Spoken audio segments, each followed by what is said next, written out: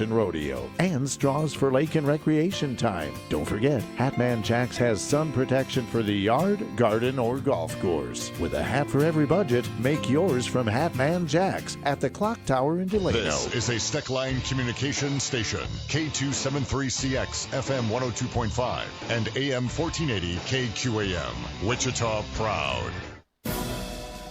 It's time for your latest news from the KQAM News Center. Brought to you by MJ's Truck Repair of Mound Ridge, Kansas. Sales and service of the big rigs and trailers, plus ag diesel equipment repair on and off the farm.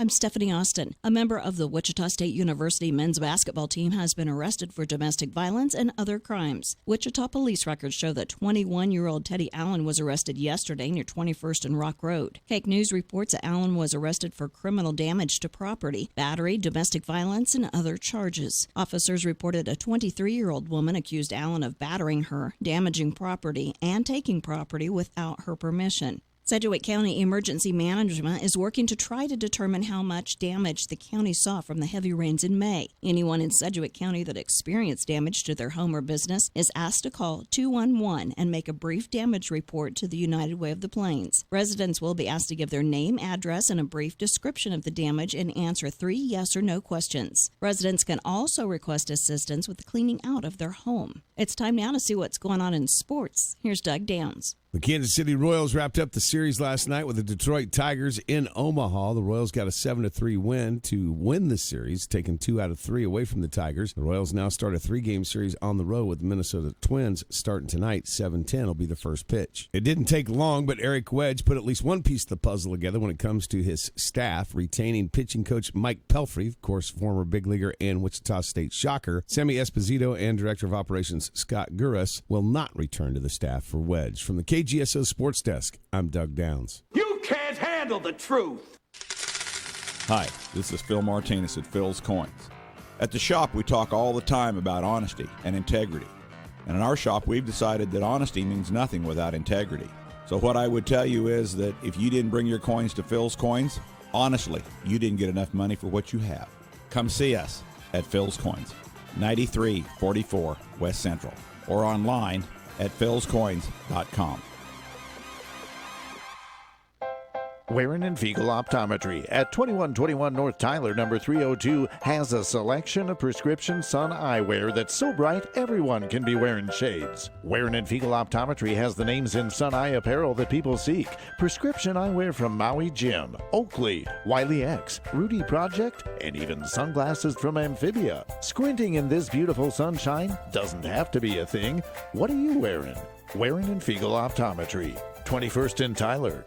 It's Mary from Wildwood Cellars. We've won over 600 awards and titles for our wines, but the most important thing is we make wines that taste good. With over 40 to choose from, dries to sweets, meads made with honey, sangrias, and even a jalapeno wine, you'll find the wines you love at Wildwood Cellars, where you can try before you buy. The tastings are free at the northeast corner of Maple and Ridge Road in Wichita, or the main winery right next to the Mulvane Turnpike exit, or online at wildwoodcellars.com. The latest news from the Big Talker, KQAM. President Trump seems to have backtracked on his foreign election interference comments from earlier in the week, telling Fox and Friends. Of course you have to look at it, because if you don't look at it, you're not going to know if it's bad. How are you going to know if it's bad? But of course you'd give it to the FBI or report it to the Attorney General or somebody like that. Earlier, the president said the FBI director was wrong to say candidates should call the agency when offered political dirt from foreign sources. Democratic presidential candidate Amy Klobuchar blames the president for withdrawing from the Iran nuclear deal, leading to the current tensions in the Persian Gulf. But we should have never been in this place in the first place. I don't think it's a surprise that all this is happening, and this White House should have anticipated it. With economic confidence rebounding, retail sales boomed last month. Consumers increased retail sales by 0.5% in May, the economy in its 10th year of expansion. On Wall Street, the Dow is up about 40 points. I'm Mike Morris. Market information, Mid-America Ag Network. Kansas City wheat has really been bouncing around today. Up, then down, up, then down. July KC wheat up 8 1/4, currently at 476.5. September's up 7 1/4 at 488.5. July corn up 14 1/4 at 456.5. September's up 11 1/4 at 458 3/4. Soybeans doing well. July beans up 6 1/2 at 894.5. August up 6 3/4 at 901 3/4. Meal is up, oil is down. June live cattle up 15 at 109.20. August up 27 at 105 even. The later months are down. August feeders down 82 at 135.45. September down 87 at 135.62. Hogs are mixed. June hogs up 7 at 79.30, but all the later months are down. Things are bleak on Wall Street right now. The Dow Jones Industrial Average down 47 points at 26,059. The Nasdaq down 39 points, and the S&P 500 currently down 7 points. Market information, Mid-America Ag Network. Your local weather on KQAM, brought to you by Jewelry Savers. Conveniently located off K96 on Greenwich Road. The Kansas trusted jewelry source since 1971. Jewelry Savers. Here's your latest forecast on the Big Talker KQAM. For this morning, a 40% chance of showers and storms. Otherwise partly sunny, a high near 84, breezy with wind gusts up to 35 miles an hour. 30% chance of showers and storms tonight, mostly cloudy and windy, low 68. I'm Amp Harrell, and that's your latest forecast on Wichita's big station. The Big Talker, AM 1480 and 102.5 FM KQAM. At 11:06, it's currently 71 degrees. Hey, it's Mark Walters with Armed American Radio. Join me tonight now. Back to Mike Gallagher right here on the Big Talker, KQAM. It's time for Reason. But you would think we would want more revenue in based on more people working, and therefore we could actually have more revenue come in to the state. Not only income tax, but then sales tax as well by purchasing food rather than food given based on food stamps. You're listening to the Voice of Reason with Andy Hoosier. It's been a long time coming. It's been a long time coming. The boys are back. The boys are back. The boys are back. Yeah, buddy, welcome into the Voice of Reason. It is a Friday. You finally made it, my friends. One of the greatest days of the entire week. Welcome into it. What's happening? Great to have you along today. Broadcasting live out of the heart of the nation here in Wichita, Kansas on the Big Talker, 1480 on the AM side, 102.5 on the FM side, KQAM. We are simulcasting all over social media on YouTube at KQAMradio.com, on Facebook on the Voice of Reason page, a KQAM page, on Twitter, on LinkedIn. It doesn't matter. Great to have you along no matter where you may be watching, listening. Of course, we're on streaming at YouTube or on KQAMradio.com, on the TuneIn app at KQAM Radio as well. We're kind of everywhere, which is awesome because there's no reason for you not to be able to be paying attention as we go into a Friday. And let's make it a free-for-all Friday. Come on, you know how we work it. That means today you get to decide what you want to talk about, all the good stuff, bad stuff, and different things that are bothering you, troubling you. I am your political therapist, so let's have some fun and do the thing, making it happen. Come on, baby.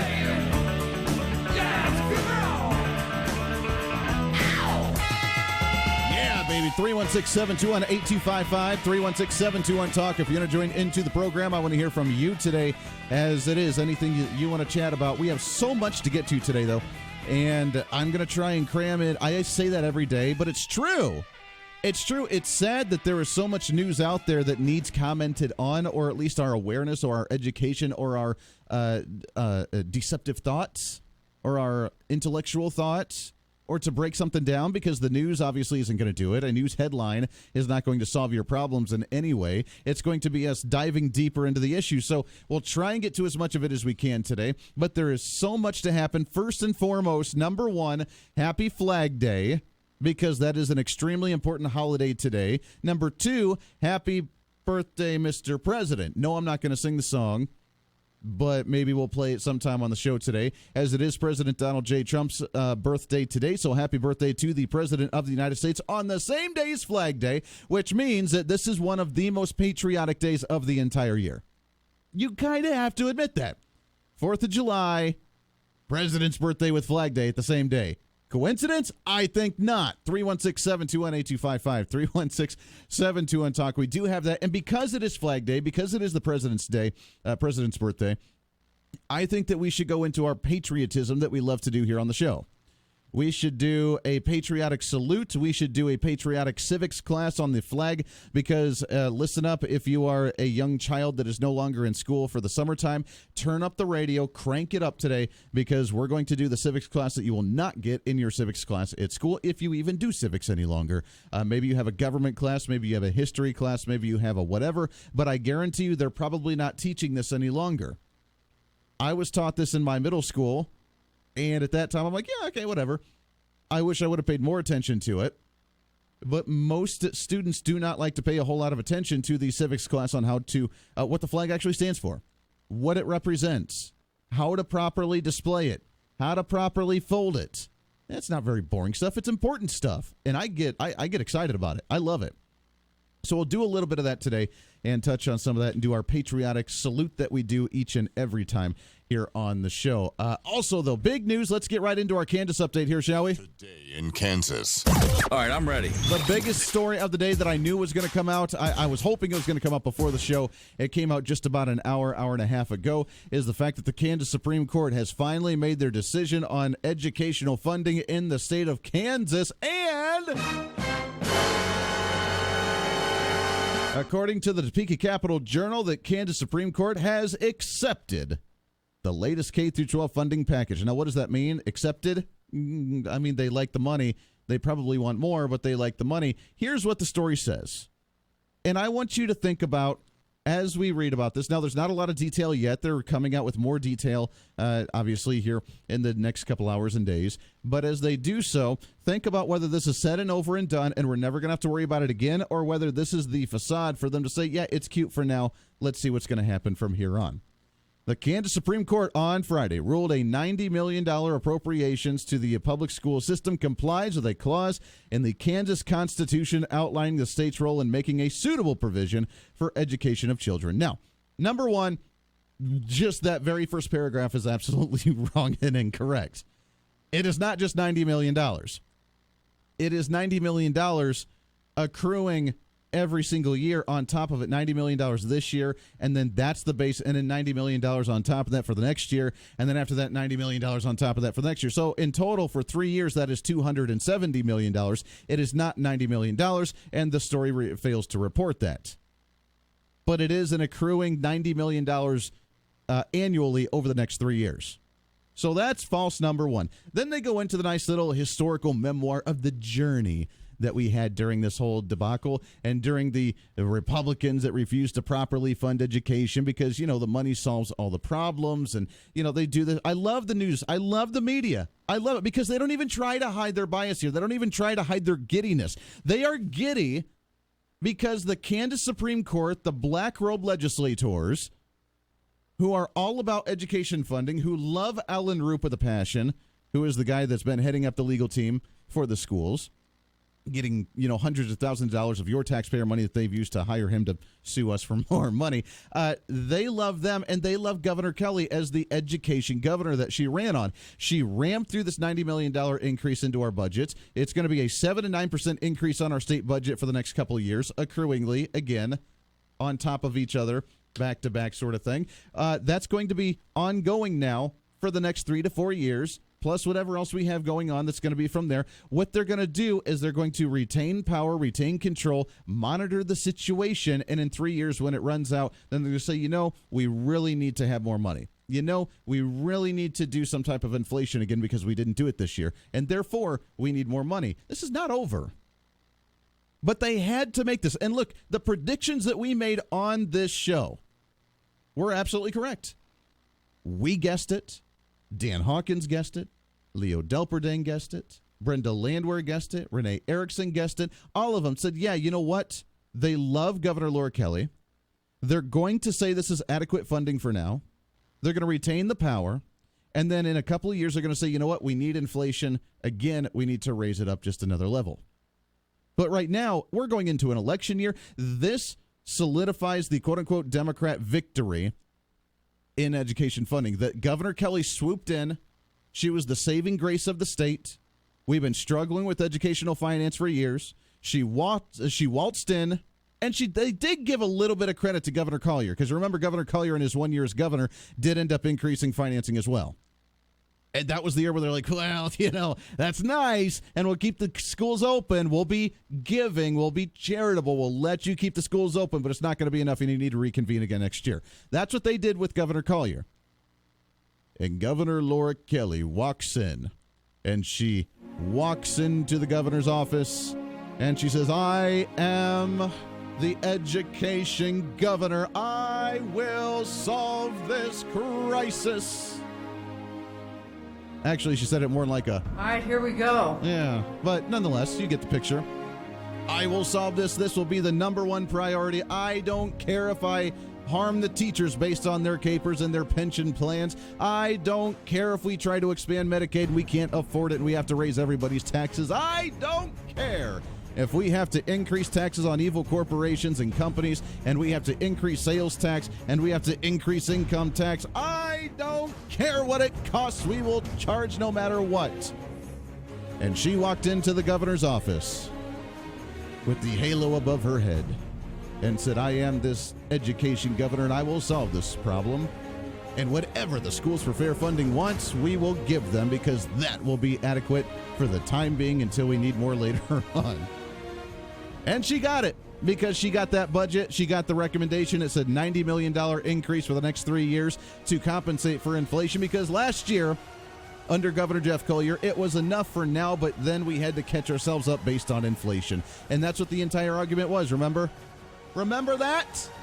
And she said, you know what? Here it is, $90 million for the next 3 years. $90 million a year, which is really $270 million. So almost $300 million on top of everything else we do, bringing it close to 56% of our entire state budget. And now we will see if it works properly. We send it to the Kansas courts, and they look at it and say, thanks. Good job. We have now said that it is adequately funded. Which, by the way, Congress having the power of the purse and the courts not being able to give you an exact dollar amount, doesn't that kind of mean they've given us now an exact dollar amount that you have sufficiently funded schools based on the amount, dollar amount, cha-ching, baby, that you actually put in there? So we have violated our congressional laws.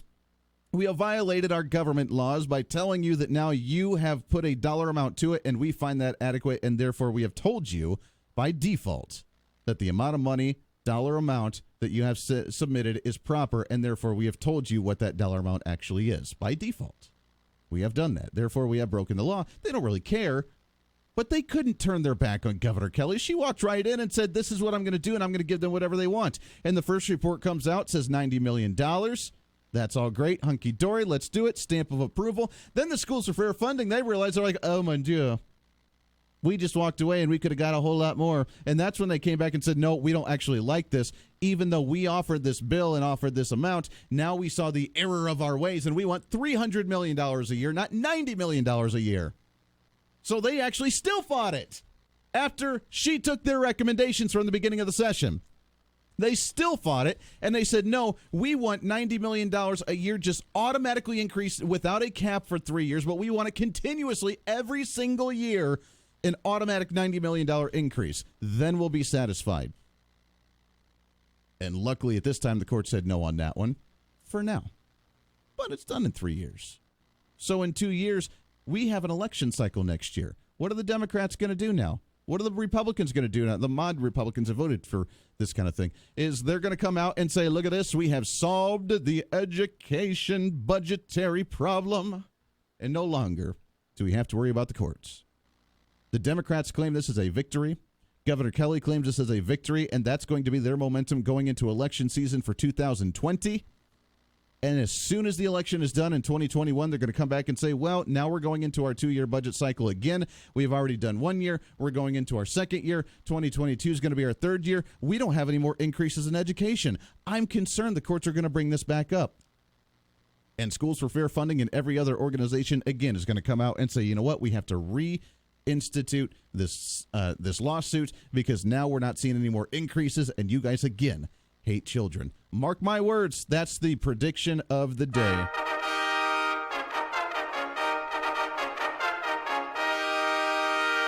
Andy's predictions. There it is. Let's see if you agree with me or disagree with me. Maybe this is a sign of acceptance and victory, and we should celebrate the fact that it's going to be over and that you don't think it's going to happen any longer. And is this going to kill off an idea of a constitutional amendment next year when we say that we want the power of the courts to be out of educational funding in the state, since we have, power of the purse with Congress, which is where it's supposed to be, and maybe we don't need that anymore? Or do you think we need to continue on? Your thoughts, 316-721-8255 on the Shocker Pool hotlines. Let's go to line number 1. Good afternoon. Who's this? Good morning, Andy. Hey, good morning, Eddie. How are you, sir? Is it Open Line Friday? It is an Open Line Friday. What do you got for us? First off, as we kind of wrap up this conversation, do you think that we're going to continue on with education finance, or is this all said and done and we can say, you know what, we did it and we can wipe our hands clean now? Andy, it's going to be a mess for the next 20 years. No one is ever going to be satisfied. Seriously. One side's not going to be satisfied. The other side's not going to be satisfied. It's just going to be a mess, a controversial mess for the next 20 years. Sure. Period. Okay. All right. I like it. What's your thoughts? My thoughts are, and I really sincerely mean it, now, we're going to have this new baseball stadium downtown. And now developers in the city is coming out, and they have marked off a huge area west of the ballpark, and they're saying, we're going to develop this into parking and et cetera like that. Well, on television, there was this elderly man, and he says, I've owned this home now for 50 years or whatever, and now they're coming along, and they say they want my property. And now, my own mother was a victim of a developer wanting her property. In fact, on the 7, 8, 900 block of North Edwards, 30-some-odd years ago, a developer wanted their property, so they sent the home inspection department up and down the street, finding every nickel and dime thing wrong with the house. Then a developer comes along and started offering them money for their home. And what's going to happen west of the ballpark is the city, because the city wants their land developed. So is the city going to have their inspectors go out there and find every nickel and dime thing wrong with these people's homes, then have a developer come along and try to buy it at a low dollar rate? What about people's rights? That's a possibility. They could definitely try something like that and say, we're remodeling and we are rebuilding and we're doing stuff downtown, so therefore we should get rid of the low-valued stuff, try and rebuild some high-valued stuff, and I guess that's a potential. But you're right. I mean, we do have the private property stuff, and if we do have a boundary line, then that should be where that line is drawn, and people still have the private property for what they have in those areas. So I hope it doesn't get to that point, and I don't know if it would necessarily, but in other redevelopment programs in the next couple of years down the road, I guess we could get to that point to where they would try and find new ways to continue to rebuild downtown. Well, rebuild downtown, or what about the people that have already had their property there for 50 years? What about their rights? Why is it always right that a developer or the city can come along and say, we want your property because we want to do this? They don't have a right. And that's the most basic right we have as a citizen, is to be able to say that this is my house, this is my home. You do not have a right to use every trick in the book to try to take it away from me. Sure. And that's what has happened. Andy, that's what has happened in the city before, because I know it because I live. Sure. Well, that's an interesting. Sure. I got to take a break here, Eddie. I appreciate the phone call, but that is a concern, and we do want to continue to fight for our private property rights. And we've had some eminent domains issues in the past before about, a value of properties, or properties that have been vacant and maybe low valued. And if people don't get them up to certain standards or codes, and they can potentially get evicted or be taken away or be confiscated. There's other issues there as well. So private property is a serious issue. And you're right. I'm glad that is a talking point that we should be aware of and continue to fight for and continue to educate ourselves on, because we don't want private property to go away. And during redevelopment areas in certain downtown or certain parts of town, or even in the county, if there's redevelopment places going on, then is there, a fight to be had for private property versus, hey, your property's not valued as much and we want to take it and revitalize it and kind of do our own thing with it. So it's a very interesting conversation. I appreciate that, Eddie, very much. 24 minutes past the hour. We got so much to get to today. We'll get to as much of it as we can, plus the open lines to you on anything you want to talk about for a free For All Friday right here on The Voice of Reason. Stay tuned. This is The Voice of Reason with Andy Hoosier. Kicking off the weekend right at Rustiac Ford, 7310 East Kellogg. I'm here with my buddy Mike Sell. So, no secret, we've had a lot of rain. Lakes have been kind of closed. They've been overflowing. Now they're open. People want to get out. They want to get the boats out. They want a brand new F-150, and they can buy it for employee pricing. Are you kidding? That's right. At Rustiac Ford, every single F-150 is employee price. So that means you get to pay up front the employee price on brand new F-150s. You get all the incentives. You get the financing incentives or the big rebates that go along with it. I got to tell you, this saves you over $12,000 on some of these trucks out here. And we haven't excluded anything. You can even get the employee price on brand new Raptors here in stock at Rustiac Ford. It's across the board in all of our new vehicles. If you're looking for a brand new F-150, heck, we've got over 200 of them to choose from.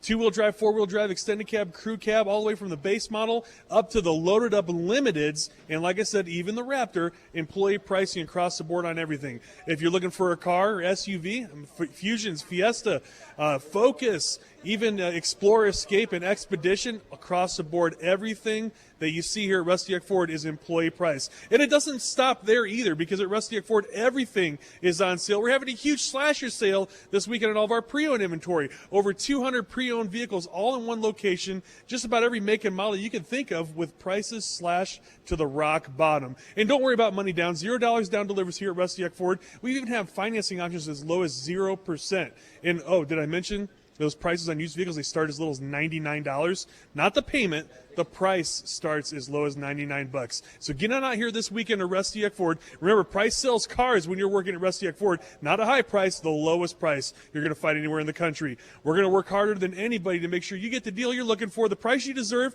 the payments that you want, and more money for your trade than you'll find anywhere. So come and see us at 7310 East Kellogg, or check us out online at rustiacford.com. It's going on this weekend. Come out here and see us. Attention wheat growers, now's the time to start thinking about booking your certified wheat seed. And when it comes to consistent year-over-year performance, AgriPro brand variety Bob Dole should be at the top of your list. Bob Dole's excellent disease package, including rust and fusarium head blight tolerance, excellent end-use quality, and solid yield, make it an excellent choice. Bob Dole performance data and a list of AgriPro associates can be found at agriprowheat.com. Now is the time to call your local AgriPro associate to find the right seed for your acres. Price sells cars at Rustiac Ford. And with our great financing offers, it's like we have a bank in our back pocket to help you get into a new car, truck, or SUV. So if you have good credit, bad credit, no credit, or a discharge bankruptcy, that's okay. If you have a job and make at least $1,400 a month, we can help you get a fresh start at Rustiac Ford, where price sells cars. And we understand sometimes bad things happen to good people. Come to Rustiac Ford and let us help you get a fresh start on your credit. And now, this moment of quiet calm, brought to you by Rustiac Ford.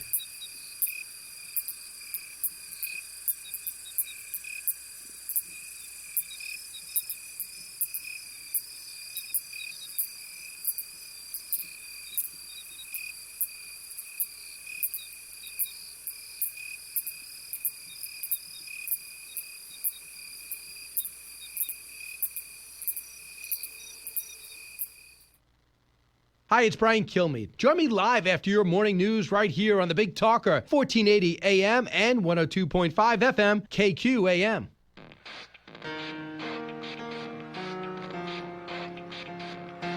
"28 minutes past the hour. Welcome in. All right, coming up on the show today, we got big stuff going. I want to continue on the discussion of the school finance in the Supreme Court here in Kansas. It's a really big decision, and it's a really big, quote-unquote, groundbreaking thing that some are seeing as a victory. We're seeing as, oh my gosh, let's just wait till the big devastation hits later on. So it's not going to be over, and we need to brace ourselves for that. So we'll do that here again coming up in a little bit.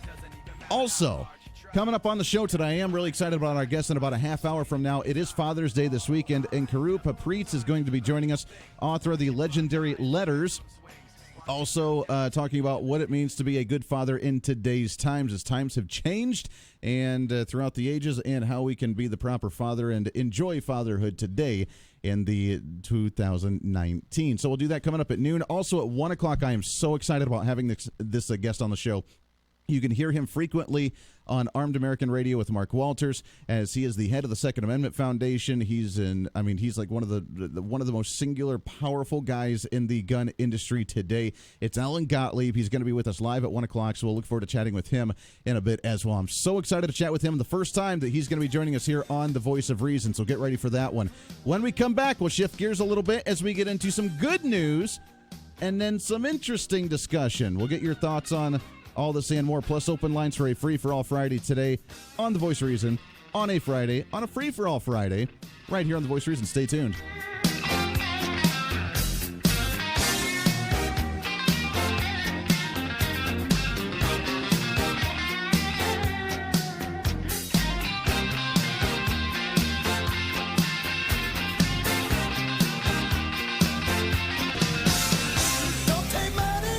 Now back to the KQAM News Desk. The Japanese operator of one of the tankers attacked in the Gulf of Oman this week says the crew doesn't think it was struck by a mine, but by a flying projectile. Meanwhile, the U.S. says it has video it claims shows Iran removing an undetonated bomb from one of the ships. Correspondent Fred Pleitgen has the latest from Tehran. The Iranians haven't commented on that video at all, except to persistently continue to say they didn't have anything to do with this. And quite frankly, they don't see any reason to further explain themselves either. President Trump says, of course, he would go to the FBI or the Attorney General if a foreign power offered him dirt about an opponent. It was an apparent walkback from his earlier comments that he might not contact law enforcement in such a situation. Mexico's president says his nation will tighten security at 68 border crossings where controls are lax, although there's been no visible increase in the number of people working there. The Dow is down about 40. I'm Mike Moss. When it comes to their kids, dads don't have favorites. When it comes to their tools, they do. And the Home Depot has every one of them.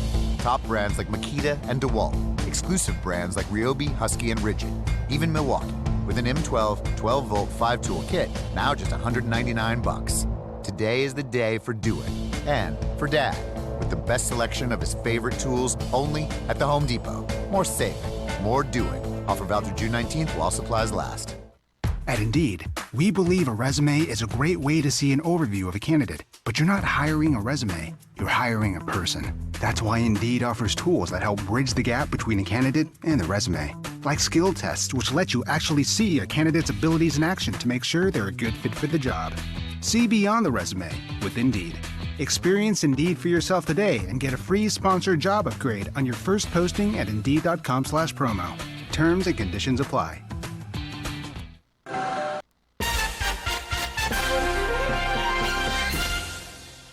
Mid-America Network News. Kansas Governor Laura Kelly said it's a great day for Kansas after the Kansas Supreme Court approved a new law boosting funding for public schools. The High Court ruled with the new law the state is adequately funding education. The new law was championed by Kelly and boosts the state's spending on schools by roughly $92 million a year. The court declined to close the education funding lawsuit that prompted the ruling. The justices said they want to make sure that the state keeps its promises. Kelly said she intends to make sure that the legislature provides adequate funding in the future. The suburban Kansas City home of a pro race car driver imprisoned for running an illegal $2 billion payday loan operation is going up for sale later this month as the government recovers assets to pay back cheated consumers. The Kansas City Star reports that Scott Tucker's house in Leawood has a listing price of $2.1 million. I'm Stephanie Austin. Ag producer, get a jump on spring equipment efficiency now in your downtime with MJ's Truck Repair of Mound Ridge. Now's the time for farm machinery downtime maintenance and diagnostic services. So when the crops are ready to go into the fields, you're ready to get going. With diesel engines our specialty, MJ's also takes pride in superior gas engine repair and custom work on all implements. MJ's Truck Repair, under the big American flag off I-135 in Mound Ridge. Did you know that Jewelry Savers has baby and children's jewelry? Did you know Jewelry Savers buys gold and diamonds? That they stock most all watch batteries and do watch repair? Right now at Jewelry Savers, you can save 60 to 75% off select items in the month of June. Perfectly in time for Father's Day or for those June wedding gifts for groomsmen or bridesmaids. Jewelry Savers, next to Cabela's at K96 and Greenwich Road. This is Phil Martinez from Phil's Coins. It's sad when it happens, but there are still businesses out there that will try the old bait and switch. They'll promise you one thing to get you in and then deliver far less, or something totally different once you're there. At Phil's Coins, when we say we buy, sell, and trade with honesty and integrity, that's exactly what we mean. In fact, I encourage you to shop the competition first. It will make doing business with Phil's Coins like a walk in the park. Phil's Coins, 9344 West Central. Here's your latest forecast on the Big Talker KQAM. For this morning, a 40% chance of showers and storms. Otherwise, partly sunny, a high near 84, breezy with wind gusts up to 35 miles an hour. 30% chance of showers and storms tonight, mostly cloudy and windy, low 68. I'm Amp Harrell, and that's your latest forecast on Wichita's big station. The Big Talker, AM 1480 and 102.5 FM KQAM. At 11:35, it's currently 72 degrees. Your home for the Dana Show is the Big Talker, KQAM, and KQAMradio.com.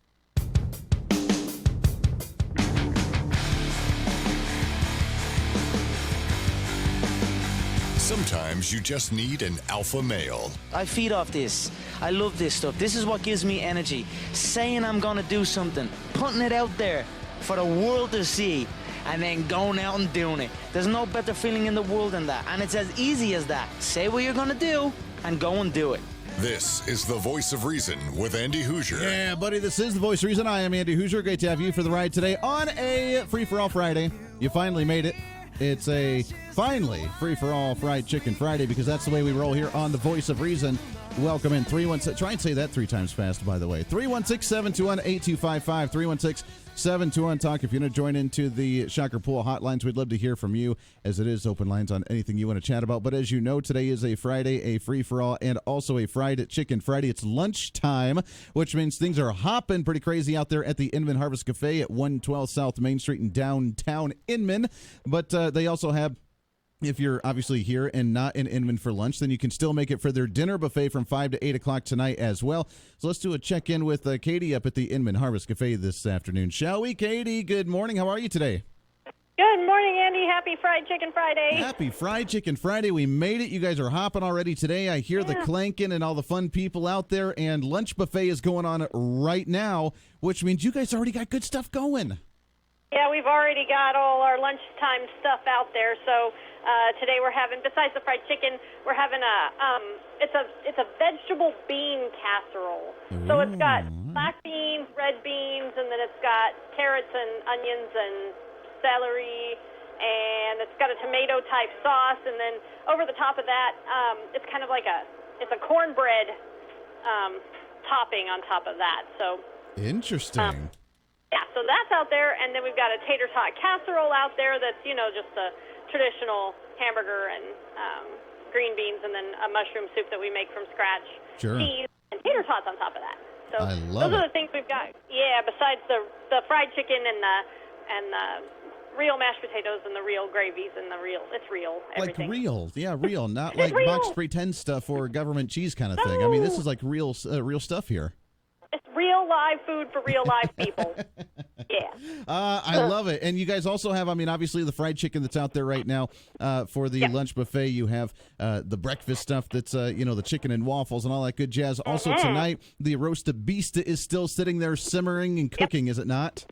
It is in the oven as we speak, so it'll be ready by the time people get here at 5 for supper. I love it. That's what I'm talking about. Also, for tonight, we got to remind everybody, if they can't make it from 11 to 1 for the lunch buffet, the dinner buffet starts at 5 p.m., 5 to 8 o'clock, and you can get your free slice of pie. When you walk in, you grab the slice of pie. When you sit down, you eat that while you're ordering your other food, because if you don't, then, that slice that you were looking at and eyeing may be gone.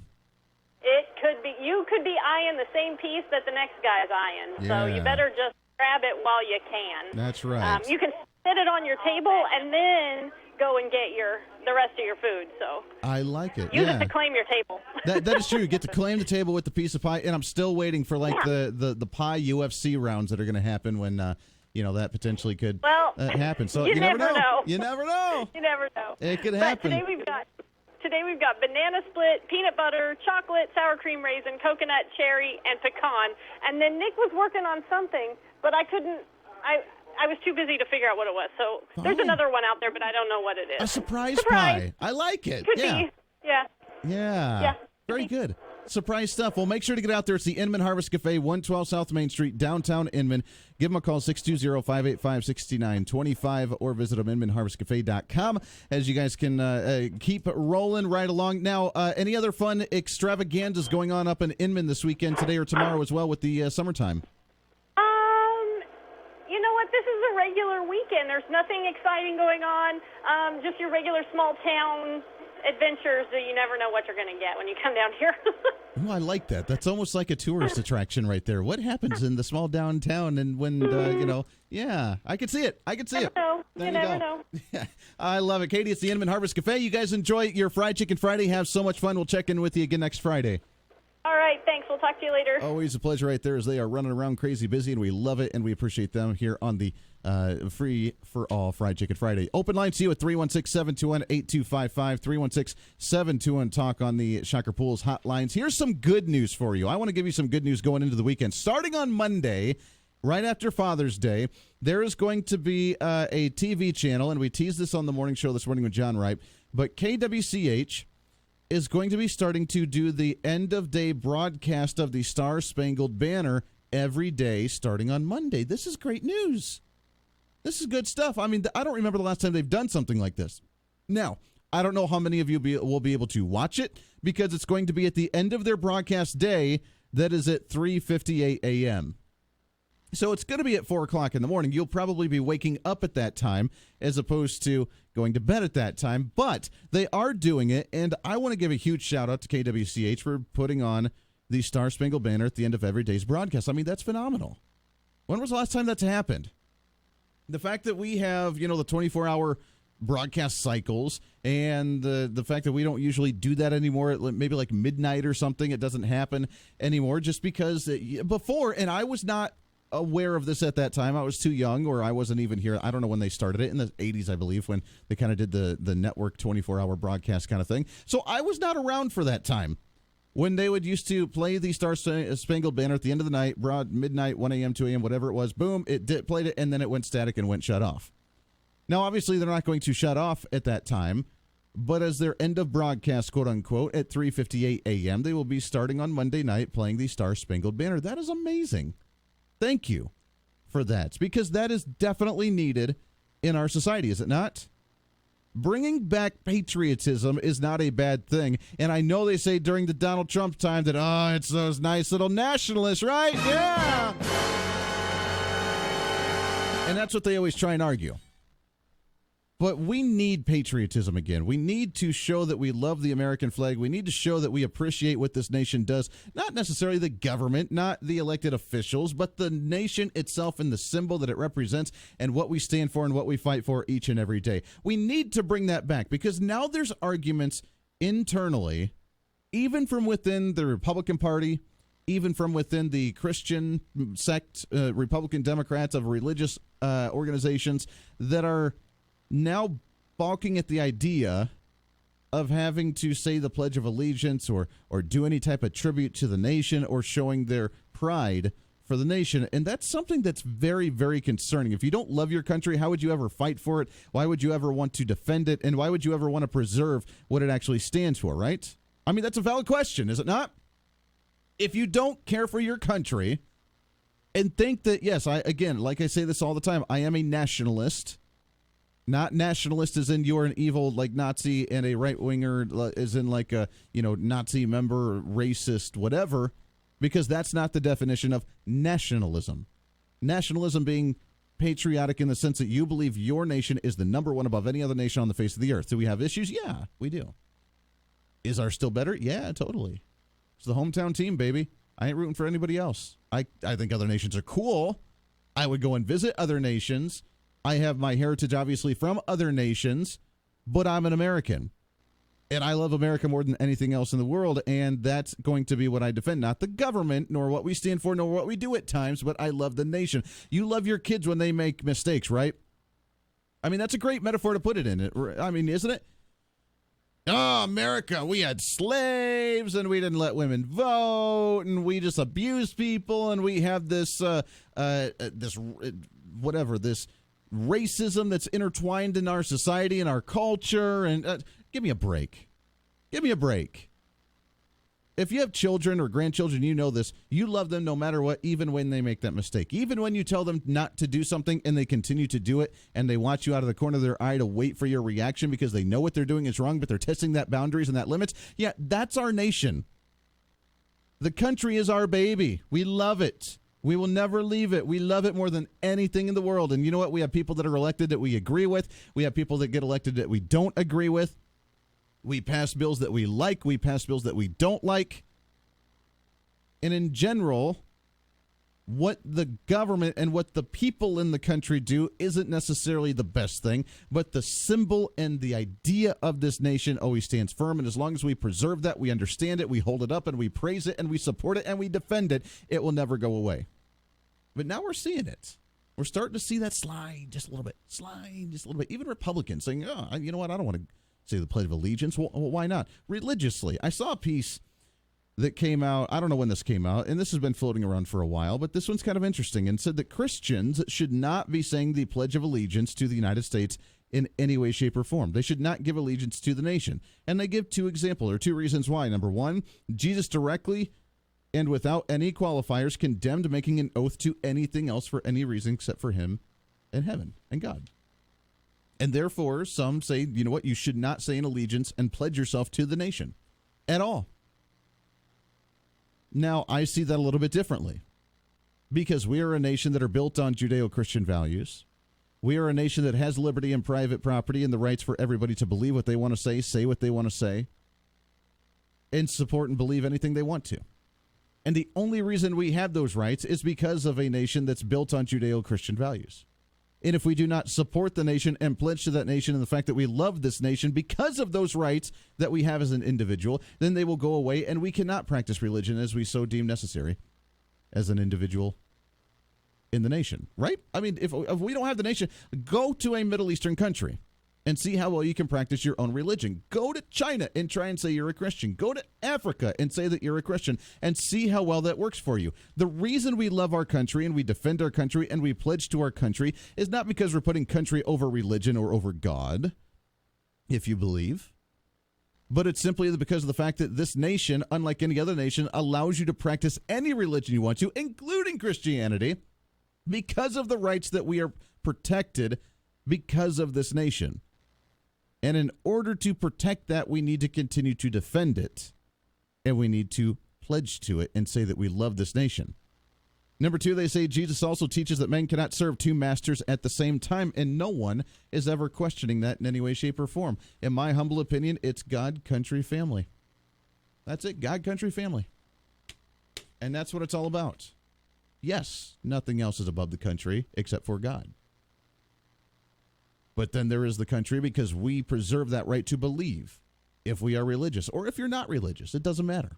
You have the right to practice any way you want to, as long as you're not like, sacrificing children or something, which I'm sure is, something on the next level of, hey, let's do the abortion and then do a sacrifice. I've heard some crazy stuff about that, but we're not going to get into that today.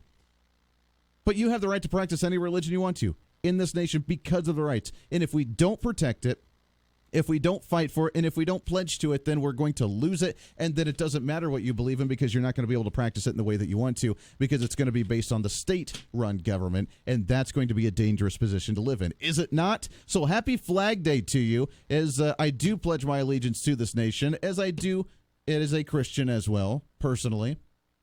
And I say happy Flag Day, too, to wave your flags high. When we come back in hour number 3 later on in the show, wrapping up, we're going to do a little bit of civic stuff that you're not going to hear in the public education system anymore. So some of the kids, crank your dials up on your radio since you're in summer, you have your summer break right now, and listen to some stuff that you're not going to hear. And if you do, then God bless the school system for still doing it, but I don't know if they still do.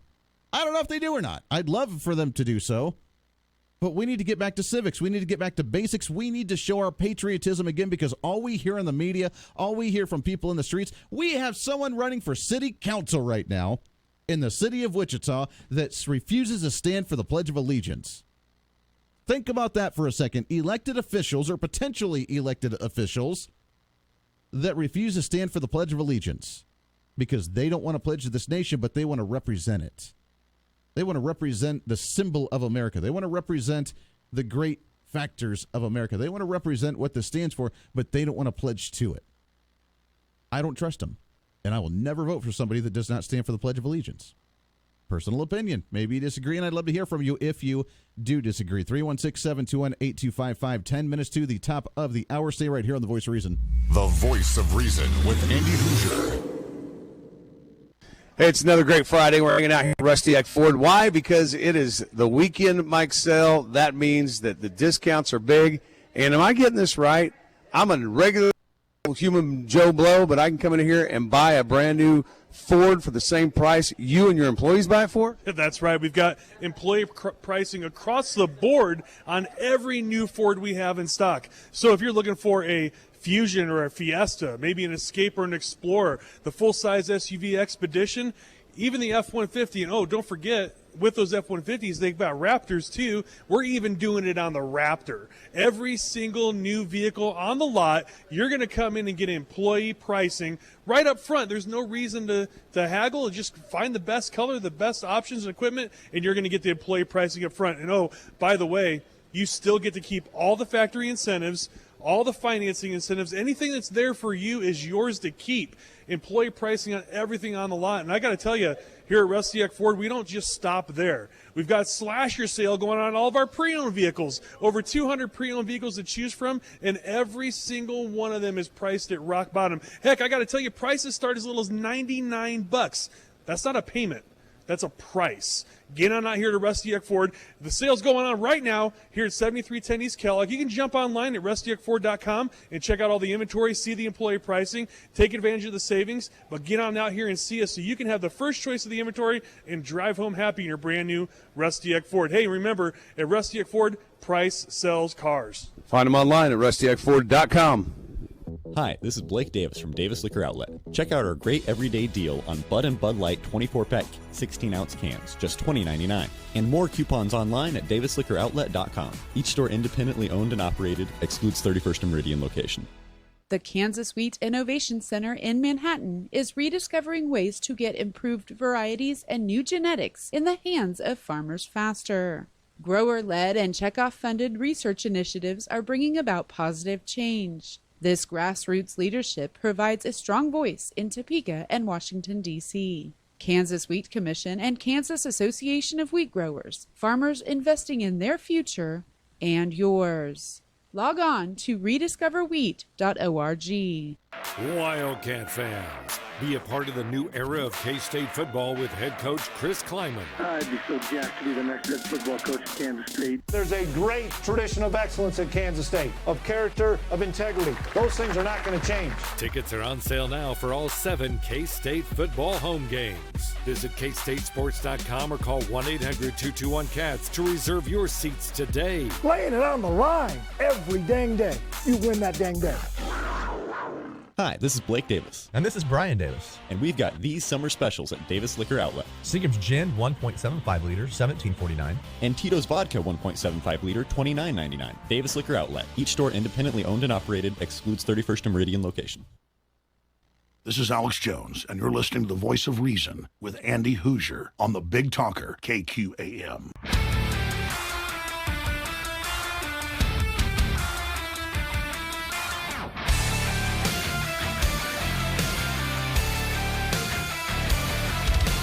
Seven minutes to the top of the hour. Welcome into The Voice of Reason right here on the Big Talker, KQAM. Great to have you today on a free-for-all Friday. 316-721-8255. 316-721 Talk. Interesting conversation when it comes to the pledging of allegiance versus the religious aspect. And are you pledging away from religion based on pledging yourself to a government or to a country? Not even a government. Some see it as a government. It's not true, but a country. and the symbol that it actually represents. I'd love to get your thoughts on that for a free-for-all Friday. We are not going to be – I don't think we have time to do it today, so we'll do it next week. But we're not going to have time to do a pass it or ax it of the day today just because of so many things happening and our guest with Alan Gottlieb coming up at 1 o'clock. So we'll hold off on our pass it or ax it until next week. But I'm seeing as things continue to roll in with this whole education finance thing in the Kansas Supreme Court, which is the biggest story of the day. And for those that didn't hear, the breaking news of the day is the fact that the Kansas Supreme Court did come back and say that school finance funding was now adequately funded with the $90 million increase a year for the next 3 years, so $270 million over the next 3-year period. And Governor Kelly has said that she's very excited, she's very happy, and she will hold that legislature accountable to make sure it's adequately funded. Mm-hmm. Yeah, because, she's the ultimate, whatever. So she's going to be holding a press conference this afternoon at 3 p.m. discussing the Gannon case and the ruling on this. So you can be sure we'll play some of the audio on Monday since we won't be on the air, obviously, at that time. But she'll be doing a press conference today, 3 p.m., and probably be praising it, thinking it's so great and how we've saved the state. And it's going to be a victory speech. It's going to be one of those with the mission accomplished banner behind her. So get prepared for that. The nice little mission accomplished banner. Now, even though it may need more funding in 2-3 years from now because of inflation and how bad they think it is, but today, going into next session and going into election cycle, this is now the victory, and they will have the mission accomplished banner behind her. Now, Speaker of the House Ron Reichman said this with a press release that just came out at the beginning of the hour. Quote, "Our goal from the beginning was to create certainty for our kids, families, and our schools.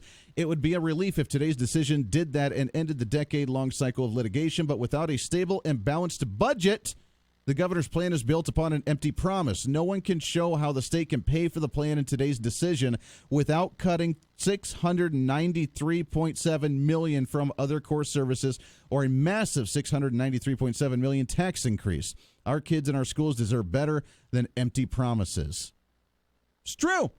We're $600 million in the red come a couple years from now. This increase in funding that we've done, remember, this is not the first increase in funding we've done. We did one last year that was an additional $100 million a year. And then the year prior to that, we did another one. So overall, with the $90 million that we'd included starting next year, we're doing almost $200 million a year increasing, and in the next year another $200 million, and then the next year another $200 million. In the next 5 years, we're going to be almost $1 billion more in education, and they're finally saying, oh, this is great, this is enough for the next year or two, and then we'll look at it again, and now we're going to be close to $1 billion short because we've increased spending that much, which means the only thing they can do is either cut other services, as Ron Reichman said, or we increase taxes. But hey, you know what? What the hell? We'll just raise everybody's taxes because the rich don't need it. They got to pay their fair share, you bunch of jerks. Let's go to the phones here and take a phone call as we wrap up hour number one here, shall we? 316-721-8255, line number one. Good afternoon. Who's this? Hello. Going once. Hello. Hey, how we doing? Fine. Hey. Is this Andy? It is. Andy, I'm supposed to be your guest.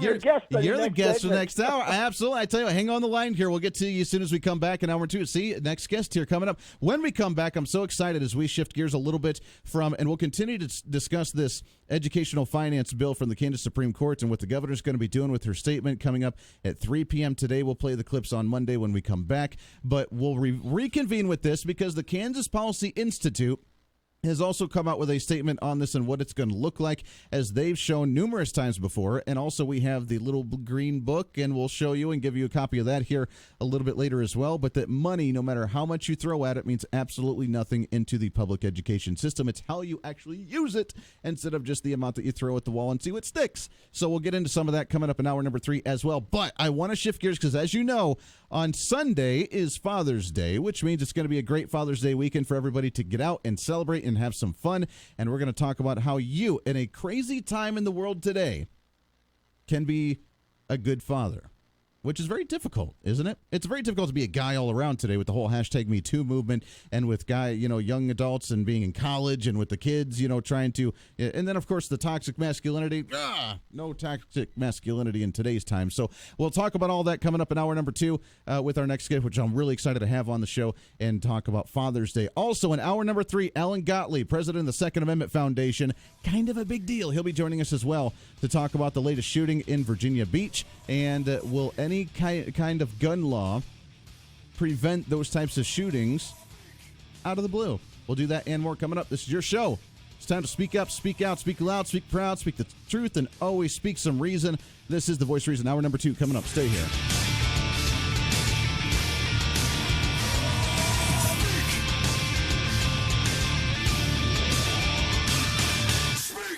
You're sitting having your morning coffee, looking out at what used to be a real nice deck. So what to do? Tens of thousands of dollars to replace it? I'm Bob Tracy with Wood Savers. We've been helping people in Wichita and South Central Kansas for 3 decades. When it comes to your deck, fence, or cedar site at home, we're the cost-effective answer to replacement. We do all repairs, along with cleaning, sealing, and staining the wood. For a free estimate, call Wood Savers at 316-831-9300 or learn more online at woodsaversinc.com.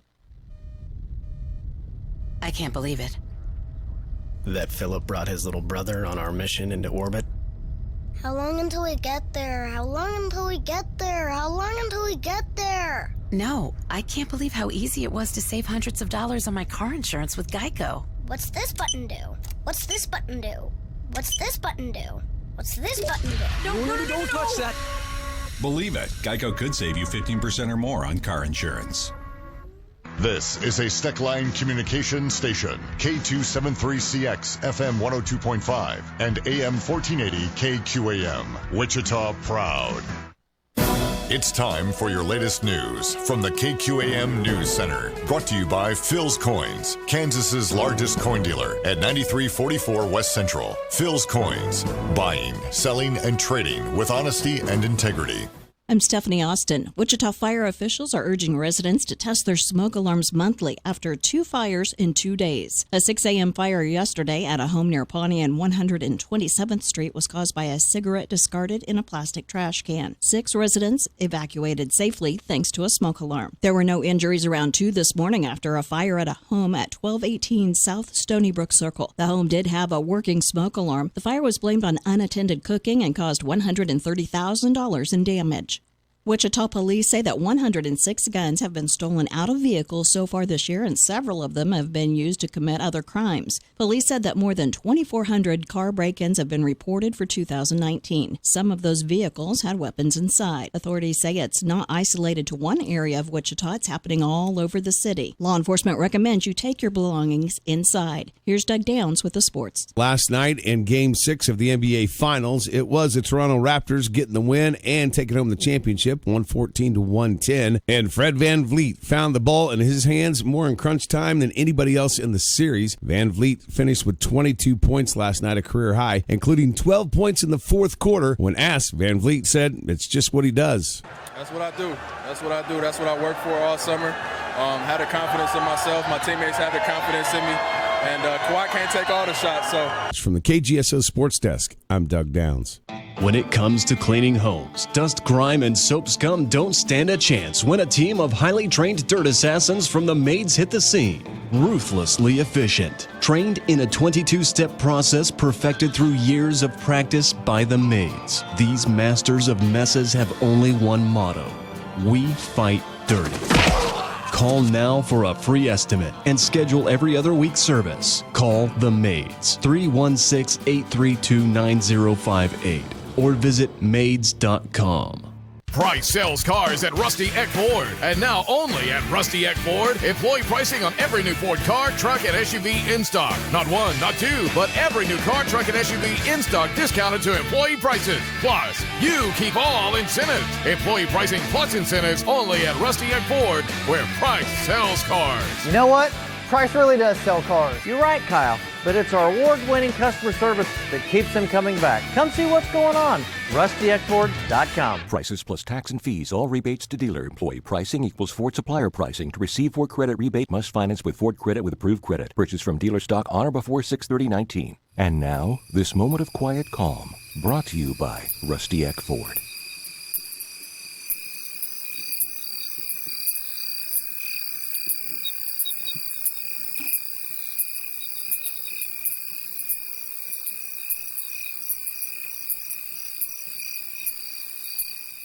Here's the latest from the KQAM News Center.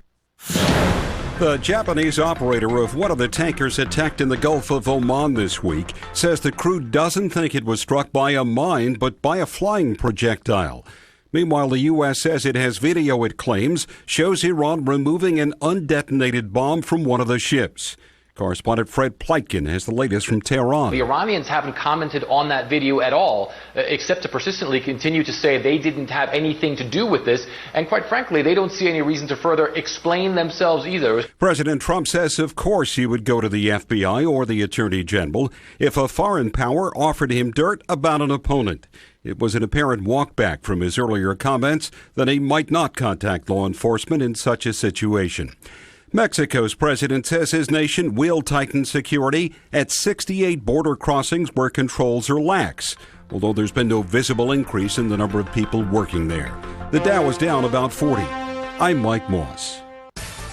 Market update, Mid-America Ag Network. A little bouncing around going on with the Kansas City wheat here today. Up, then down, back up right now. July KC wheat up 2.5 at 470.5. September's up 1.5, 482 3/4. Corn doing well. July corn's up 10 1/4 at 452 1/4. Soybeans look good. July beans up 6 1/4 at 894 1/4. Bean meal is up. Bean oil still tracking a bit lower. Livestock numbers remain mixed. June live cattle down a nickel at 109 even. August up 17 at 104.90, but then all the later months are down.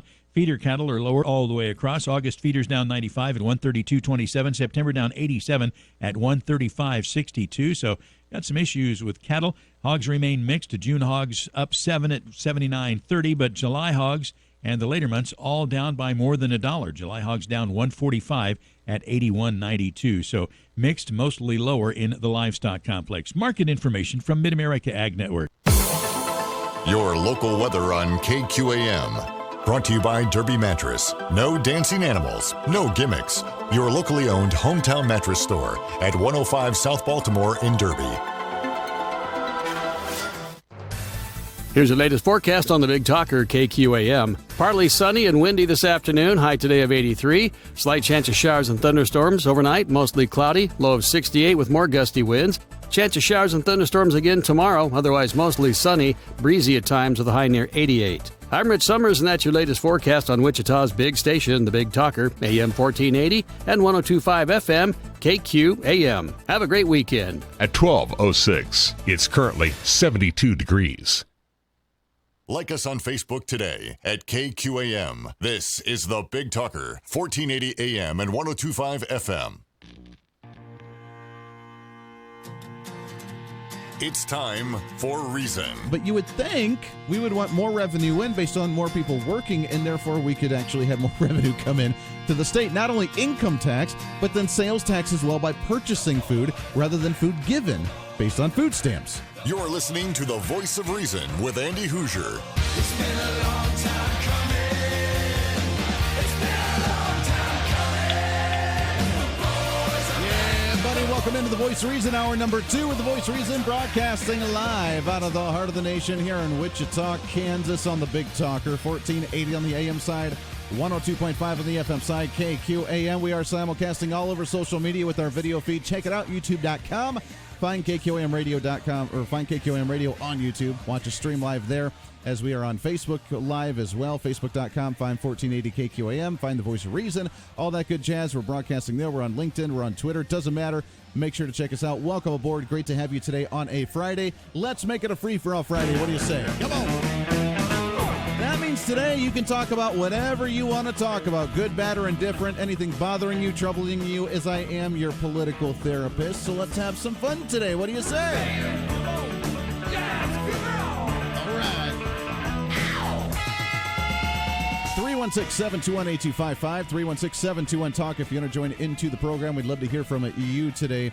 Big stuff going on. We had a great first hour as we see the Kansas Supreme Court making their decision on educational funding. We'll get back to that here in just a bit. Hour number 3, we have Alan Gottlieb, Second Amendment Foundation. And speaking of, they just had a huge win. As you know, the Deerfield, Illinois, remember that? They tried to ban the AR-15s within city limits of Deerfield. And the Second Amendment Foundation all over that case just about an hour ago. They posted it on social media. This post came officially from yesterday from ammoland.com, is the fact that the Appellate Court of Illinois has dismissed the attempts to override the case, and Alan Gottlieb and the Second Amendment Foundation has come up victorious in defending the right to carry an AR-15 within city limits and to actually have one licensed if you choose to purchase one there. So another win there. They're the ones doing that legal stuff, and we appreciate their hard work. So we'll talk to him about that and more coming up in hour number 3. But first, happy Flag Day, because it's an amazing day for the flag, and we'll talk about the history of that in a minute as well. Happy birthday, President Donald J. Trump, as it is his birthday as well today. Kind of a patriotic day. And also this weekend is coming up with Father's Day. And it's a great weekend for the barbecuing, for the baseball game, to go out and enjoy with the family, to go to the lake, to go do some stuff. This is the weekend to enjoy. And it's such a difficult time to be a father. Really to be a mother as well, but to be a father especially, because the times are changing. No more toxic masculinity. Whatever toxic masculinity actually is. I mean, that's still up for the debate. But masculinity at all, I mean, you see on college campuses the masculinity confession booths. You see in Texas now on college campuses that even college students can't make quote-unquote inappropriate jokes because now they're considered criminal offenses. Times are changing, and you have to walk on eggshells, it seems like sometimes, in between the hard work that you put in as a mother and a father, between the time you try to commit to your family, between trying to take care of your little ones. It's a very difficult world all around, and the question is, how do you do it? How do you do it? So to talk about that and more, I'm really excited to have on the show. He is the author of The Legacy Letters and has great advice for fathers on how to make the most of their relationships with their children. I'm really excited to have on the program Carew Papritz on the show with you. Carew, how are you, my friend? I'm doing fine, Andy. Gosh, I'm already tired because of all the things that fathers have to do now. I'm exhausted. Unbelievable. It's a crazy world out there. It is. And now I have a 5-year-old daughter. And I'm seeing it because now she's starting to get into the school and getting to preschool, and now she's going to kindergarten this fall. And, you know, she's the up-and-coming of that age. People that are either at that young stage there or whether they have children that are older and maybe grandkids now or whatever. It's so difficult to live in this world today because it seems like, and I look at it from a political lens as well, so maybe that's good or bad, but it seems like men have to walk through so many bits of red tape in today's times, either with work or with their relationship with their family, and especially their relationship with their children. Is that true? Yeah, it does seem like that. I mean, that's what I was saying. I was exhausted. And, you know, a case in point, this is really interesting. A couple months ago, I ran into this fella, and he was lamenting the fact that when he would come home from work, nobody would say hello to him. You know, he's had a long day at work. And everyone was on their tablets, on the computers, on their cell phones, even his wife. And it's like, he says, why should I even come home? I mean, no one even knows I'm there. Sure. He says, what do I do? And I said, whoa, gosh, you came to the right guy at the right time. I said, this is right up my alley. I said, you need to get their attention. You need to quit surrendering your right to be a dad. And he goes, what do you mean by that? I said, you need to take your family back and reset this whole electronic thing. Not that all this stuff is bad, but it's getting to the point where you don't even communicate anymore as a family. So I said, take an old cell phone, take something that you don't even use anymore, walk into the place, say hello, no returns, and smash it. And you know what? About 2 months later, he comes back, and he tells me what he did. And he said, I took your advice. I took an old tablet, I put it on the floor, and I stomped on it, and people practically, their jaws dropped, and they screamed. They're like, what are you doing? He says, bring him over here. He got all the stuff. He got everything. He says, we are starting over. Mm-hmm. And, you know, and I also had to say, hey, you're the one, too. You're walking your talk, so you can't be out there doing things on your cell phone. He goes, nope, you're right. I'm absolutely guilty also. Sure. So in effect, he laid down law. He said, this is what we're going to do. And he started getting the families back under the dinner table. They started going out more as a family, started camping more. I mean, this was all in a 2-month time period. I said, thank you. That made my day to hear that. I love it. So that's the family values we need. Yeah, right. And, it's Andy, it's so funny about this. We talk about old-fashioned values, right? Mm-hmm. I'm not an old-fashioned value type of guy. I'm a timeless value. I'm a golden rule guy, And so all these things where people, you seem so old-fashioned. I go, come on. We're really please and thank you and manners and civility and dignity and truthfulness and all this stuff is old. No, this is timeless. Mm-hmm. And so that's where I like to start the conversation with people.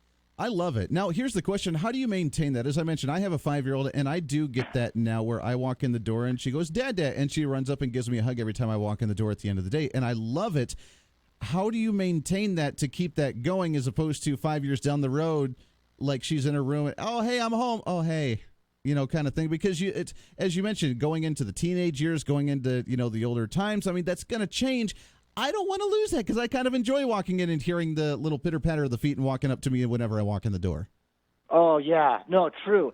I think the biggest thing, and for those of us that were brought up this way, respect is everything. Respect is I think that's where it starts at the top. And why I say that is my son, he's 12 now. So right at that turning point, and when he sort of does a for an eye roll, I go, we sit down and I say, okay, would you like me to talk to you like that? And it's got to be that face-to-face thing. It's got to be respectful, and we constantly talk about respect. Sure. Because I think that's where the lines of face-to-face communication. I say face-to-face because what we're doing is we're raising a generation to not do face-to-face with all the texting, with all the emailing, with all the stuff that gets in the way. And the problem is that we don't, as a generationally now, know how to confront each other honestly with talk. So you do it through text messages. That's ridiculous. Sure. So I think first and foremost, I think it's really important to get that respect going, even with your daughter. And then, later on, when it starts to turn, say, hey, that's not appropriate. That's, it's much more important to be face-to-face. Sure. What can I say? That is very true. Yeah. The needs of the children have changed quite dramatically as well. And as you mentioned, I mean, going from just the bully on the playground to the bully on social media and that kind of garbage. And the role of the dad and the parents on both ends, but being Father's Day, the role of the dad in those kinds of conversations as they do get older and the needs changing from, as you mentioned, being more isolated and seeing the social media garbage as opposed to facing things head on, and the mental instability. I mean, we're seeing the discussion nationwide right now about mental health and the school shootings and all this stuff. How can we be mentally strong and raise our kids to be that mentally strong child we need them to be? Years ago, another story real quick was, we're all at a dinner table. We had some friends over, and we got done, and the people got up and they started taking the dishes over. And I said, "What are you doing?" And I said, "Wait a second, we got to let the kids do this." And they said, "Well, what?" He says, "Yeah, we're not going to let the prisoners take over the prison, or whatever your metaphor is." And so my son, he goes up, takes the dishes, and I said, "Your kids too." And they have to get into bringing the dishes over. There's this thing where we're just sort of abdicating our responsibilities of how to teach our kids how to be adults, adults in training. I mean, isn't that where you start? And if you're not going back to what you're talking about, if you're not starting that discussion at 5 years, 6 years, 7 years of age, you have these windows of opportunity, because by the time you get to be 12, 13, 14, that stuff gets to get baked in. So I think it's imperative that you are really on top of it. You don't have to be a helicopter parent, but you need to be engaged. You need to be saying, hey, we're going to have these cell phone discussions, or don't even give them a cell phone. I mean, really, the electronics out there, I know it sounds like that's old-fashioned, and it is, but you're up against a tidal wave, and unless you're really, really watching that, really monitoring it, and really discussing all of the things that go into what it means to be online or not online or whatever, you're out to lunch, and the kids know it. Sure. The kids know their parents are like, flip, no clue. No, have a clue, people. Yeah, no, absolutely. We're talking with Karu Papritz, author of The Legacy Letters. TheLegacyLetters.com is the website to check all this out. And I'm glad you mentioned the helicopter parenting, because now there's a movement where we can't let kids eat dirt because of the fear of the bacteria. We can't let them scrape their knees without having to run them to an emergency room kind of thing. And the helicopter parenting, at least in my opinion, I'm a millennial, I'm 30 years old, so I've kind of seen this a little bit even in my generation, and I think it's raising kids to be a little dependent because they don't, they have a hard time being able to fend for themselves when something bad happens. The helicopter parenting, have you seen an increase of that? And is there a difference between helicopter parenting and protective parenting, or is it, kind of the laissez-faire, hey, not going to do that again, are you, kind of mentality, which is my philosophy. Right. You're not going to stick your finger in the stove again, are you? Yeah. Really? Yeah, that was a dumb idea, isn't- wasn't it? Yeah. I think, one thing we run into is teaching our kids how to properly fall, right? Mm-hmm. I mean, what I mean by that is, it's like, well, he's running fast. Of course, he's running with scissors. Okay, well, that one you've got to really, it's Sure. like, no, we're not going to do that. Right. But you're running fast and your shoes aren't tied, and I'll give you a warning. If you go real fast, you'll probably fall on your face and it's going to hurt. And he goes, well, okay, I'll just do it. And I go, great, well, you did it. So there, we're teaching our kids to properly fall at all ages. Sure. And I think that's where the thing is. Well, no, I'll tie your shoes, or no, let me take care of the dishes, or let's let kids learn how to fall properly. Sure. And we don't, and that's the problem. Or let me change your oil for you. Let me take care. I just over and over I said, parents, get. Oh, this is interesting. My son's up at scout camp, and the scout leaders there were doing things like, oh, let's start the fire from. Wait a second, we're in Boy Scouts. They're the ones that are supposed to start the fire. Please, this is Scouts. Yeah. For Pete's sake. And I'm excited for that kind of mentality. Is when she gets older to be able to do some of the chores, but be able to show her, hey, you know what, you're going to probably be one of the only females of your generation that's going to know how to change a tire on the side of the road if that ends up happening, sort of thing. Absolutely. I'm excited to take her and show her how to shoot firearms and be comfortable around them, and know that even if she doesn't like them, at least understand them, to not be fearful of them, sort of mentality. And she learned that lesson actually within the last month. We had told her numerous times not to play on the stairs, and she ended up wanting to. She's big into Power Rangers right now. Jumped off the third stair, wanted to do the Super Power Ranger kick, and fractured her foot. And she was in a cast for about 3 weeks. And when she first did it, and she's sitting there crying and crying and crying, and we held her and I made sure it wasn't broken and her the ankle wasn't snapped, kind of thing. And I said, gee, not going to do that again, are you? Because we told you not to. And she looked at me with the big watery eyes and said, no, Dad, I won't do it again, I promise. And you know what? You learned your lesson. Right. And that's kind of what we need. We don't do that anymore, do we? Yeah, it doesn't seem that way. I do run into parents that seem to do that, but then, like I said, I feel I'm up against the tidal wave of people that don't do that, and I don't see that. You know what's interesting too, Andy? Sometimes people try to politicize it, and I don't see it on the left. I don't see it on the right. I don't see it. I see it as more of a modern day type of thing where we're gonna let our digital babysitters take care of our kids. Here's a tablet. Oh, we'll take care of you, and then we'll take care of everything else, and then we'll have quality time where I take you to the amusement park, spend lots of money because I can't spend real time with you, which is the time of going out and changing a tire or mowing the lawn or just walking down the street together. Sure. And I know we're running short on time here. We're going to let you go in a minute, but one of the last questions for you is, now we're starting to see in the education system, I mean, by elementary school, early middle school, is now using the electronics to learn how to build apps and do things electronically, and how they need the tablet and the laptop and the computer to do their work. I've made the commitment that my daughter will not get a cell phone until she's driving at the age of 16, 17, 18 years old, and it's going to be a flip phone, and she can pay for the additional text sort of thing, because that's the way I was done. Now we're hearing is that, no, she's going to be so far behind if that's the case. But like you said, I don't want her face in front of the screen the entire time. Is there that happy balance, and is there the way to give them that education with learning how to do the electronic stuff that we're moving towards, but yet not making it consume their life? Oh gosh, you're walking right into my world. I love this talk. Get me back on your program again, because then we get to go for an hour. Absolutely. No, this is the biggest myth out there, and I love that.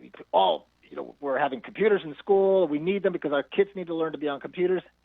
And I go, no, your kid already just does spinning circles around you on the computers. They already know it almost intuitively. Mm-hmm. But I said, what we need to teach them is how to think, how to reason.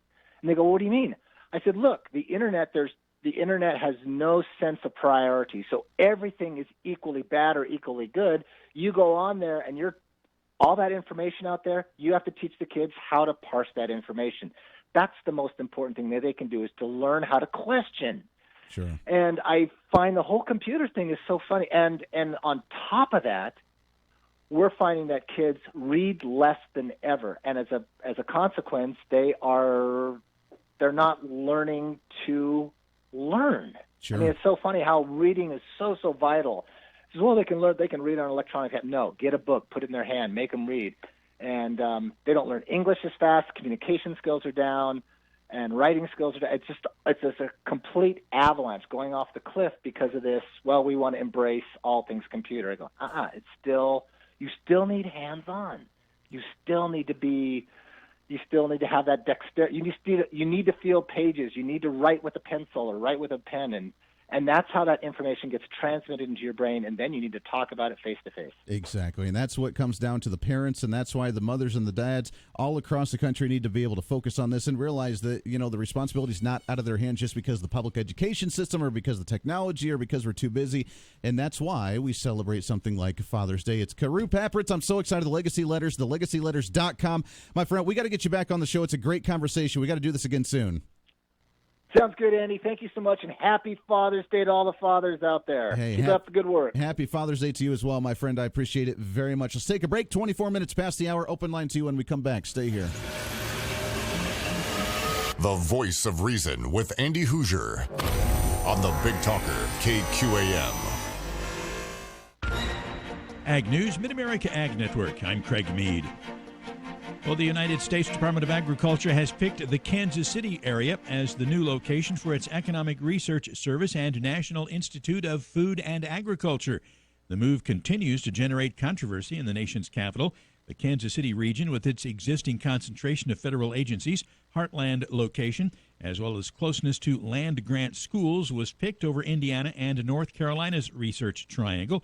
But Democrats on the Hill, including Ag Biotech Chair Stacey Plaskett, charges the Trump USDA is only after staff cuts. ERS and NIFA are already understaffed. Instead of pushing forward a proposal that will only exacerbate staff losses, USDA should be working to adequately staff these agencies. Plaskett argues that the United States Department of Agriculture should not make it harder to work with other agencies and research entities.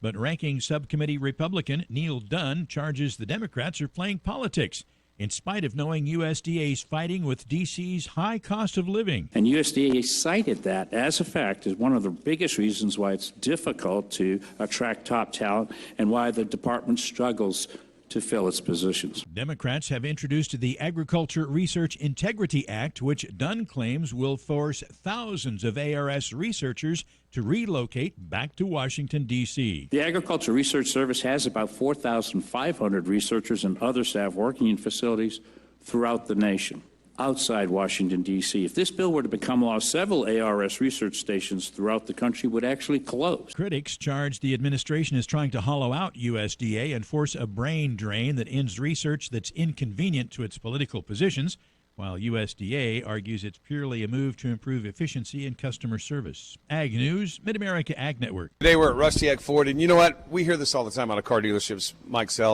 Price sells cars. We hear it all the time. But here at Rusty Egg Ford, you guys are living it every day, and this weekend especially with this employee pricing. Man, I got to tell you, we have been crazy busy with the employee pricing and our used car slasher sale both going at the same time. We may have overdone it, but I got to tell you, everybody's getting taken care of, and everybody's leaving here with a huge smile on their face because, I mean, how could you beat employee pricing? You're not going to get any lower than employee price on a brand new Ford. Plus, with that employee price, you get to take all the incentives, all the rebates, everything that it qualifies for on top of that employee price. So you're going to save thousands of dollars, like brand new F-150s. You can save up to $12,400 off the MSRP of a brand new F-150. And speaking of F-150s, we don't limit vehicles out of our employee pricing. You can even get it on the Raptor. So if you're in the market for a car, truck, or SUV, get out here to Rusty Eck Ford and take a look. You owe it to yourself to save thousands of dollars. Don't worry about spending too much somewhere else. Get on out here and get the best deal in America. And pre-owned vehicles, prices start as little as $99. We've got a huge inventory, over 200 vehicles. Ford, Chevy, Dodge, Toyota, Nissan, Audi, Cadillac, Lincoln, Mercedes, a little bit of everything, all in one spot with the lowest prices you're going to find anywhere. Like I said, prices start for as little as $99. We got trucks under $10,000. A little bit of something for everybody. And if you're looking for financing, we've got you covered there too, because we've got special lenders on hand here to help you. You know, bad things happen to good people sometimes. Good credit, bad credit, or no credit at all. We're going to get you taken care of and help you get that financing you deserve. So get on out here to 7310 East Kellogg. Come and see us and save some big money right now. Or jump online at rustyford.com and start shopping before you even stop in. Don't let the weekend get away before you take advantage of employee pricing and the slasher sale going on this weekend at Rusty Eck Ford. El Dorado Livestock Auction, a sale every Thursday at 11 a.m. Good morning. This is Kerry at the El Dorado Livestock Auction. This week we will have a good run of cattle. Some of our featured consignments this week will be 40 mostly black steer and heifer calves that have been home raised and have had a couple rounds of shots that'll be weighing 4 to 6. Then we'll have a group of 90 head of mostly black steers that are feeders that'll be weighing 850 to 9.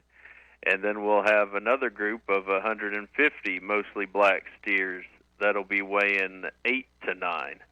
If you have any consignments you'd like to give us, feel free to give us a call at 316-320-3212, and you can see a complete consignment list on our website, which is www.eldorado.livestock.com.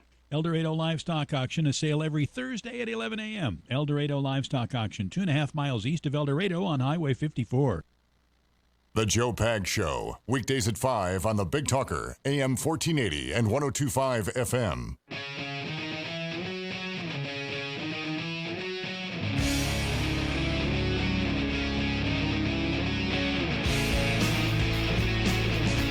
All right, bottom of the hour news coming up here in just a second. When we come back, we'll shift gears a little bit. Thanks again to our guest talking about Father's Day. Great stuff. Great information, as it's a very difficult time to be a parent in today's age. That and more when we come back. Stay right here on The Voice of Reason on KQAM. Now back to the KQAM News Desk. The rhetoric between the U.S. and Iran is growing hotter today, while the head of the Arab League is calling on Iran to back off its threatening behavior.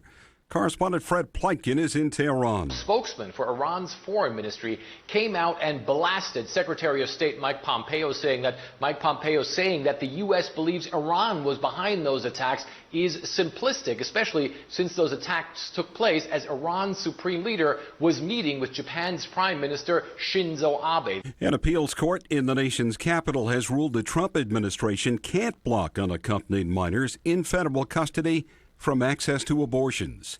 Singer Kenny Rogers says he plans on being around for a while. His comments come as reports surface he's dying from bladder cancer. Rogers is in a Georgia hospital where his staff says he's recovering from dehydration. On Wall Street, the Dow, not much change today. It's down about 40 points. I'm Mike Morse.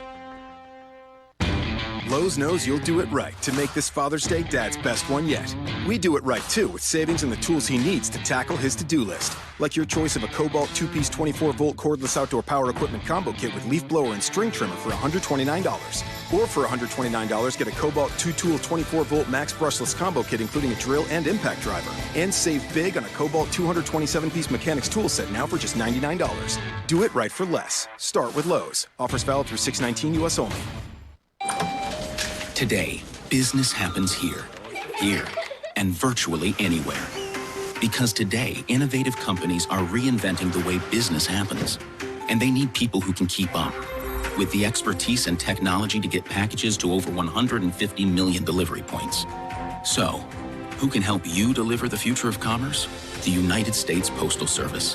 See why we deliver more e-commerce packages to homes than anyone at USPS.com/future. Today. Mid-America Network News. The Kansas Supreme Court has struck down the state's statutory cap on non-economic damages in personal injury cases other than medical malpractice actions. The High Court has ruled that capping damages that an injured person is allowed to receive in a lawsuit violates the right to trial by jury, set in the Kansas Constitution's Bill of Rights. Federal prosecutors are seeking the forfeiture of $470,000 in suspected drug money that was seized earlier this year during 3 Kansas traffic stops. The Wichita Eagle reports that one stop alone yielded $250,000 in cash. A Kansas Highway Patrol trooper found money in vacuum-sealed plastic bags after stopping a rented car in February on Interstate 70 in Ellsworth County. 3 days earlier, $55,000 was found during a traffic stop on I-70 in Wabunsee County. The government wants to keep the money in the custody of the U.S. Marshal Service. I'm Stephanie Austin. Hi, this is Phil Martinez at Phil's Coins. At the shop, we talk all the time about honesty and integrity. And in our shop, we've decided that honesty means nothing without integrity. So what I would tell you is that if you didn't bring your coins to Phil's Coins, honestly, you didn't get enough money for what you have. Come see us at Phil's Coins, 9344 West Central, or online at philscoins.com. When you look around, you might feel pride is in short supply these days. Everything's being disrupted. Rules are changing. Everyone's scrambling to be the next flavor of the month. But at Ford, we don't measure in months. We've been around for 115 years, and we know the only constant is change. So, disruption? Yeah, it's what we do every day. It's also what's led us to build the world's first affordable car, the most beloved pickup truck on the road, the iconic American sports car, and the SUV most people think of when they think of an SUV. We know America was built on the backs of families like ours, so we still take pride in what we build and how we build. We even take pride in taking pride. And the world could use a little more of that right now. Because if you don't believe in what you're doing, why do it at all? Build Ford proud. Here's your latest forecast on the Big Talker KQAM. Partly sunny and windy this afternoon, high today of 83. Slight chance of showers and thunderstorms overnight, mostly cloudy, low of 68 with more gusty winds. Chance of showers and thunderstorms again tomorrow, otherwise mostly sunny, breezy at times with a high near 88. I'm Rich Summers, and that's your latest forecast on Wichita's big station, the Big Talker, AM 1480 and 102.5 FM, KQAM. Have a great weekend. At 12:35, it's currently 77 degrees. Larry Elder, weekend mornings here on the Big Talker, 1480 AM and 102.5 FM KQAM.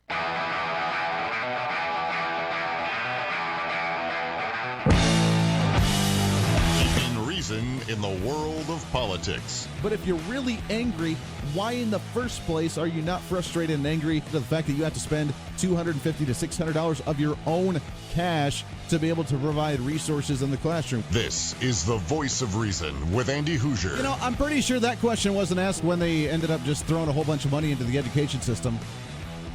I'm just throwing it out there. Welcome back into the Voice of Reason here on a free-for-all Friday. Open lines to you at 316-721-8255. 316-721-TALK. If you want to join into the program, it's open line so you can talk about anything that you would like to do so. I'm curious as we talk about, and of course, this Kansas Supreme Court decision that came down today, the really big news, kind of the main story of the day, as the Supreme Court has said that we are now adequately and sufficiently funding education in the state of Kansas.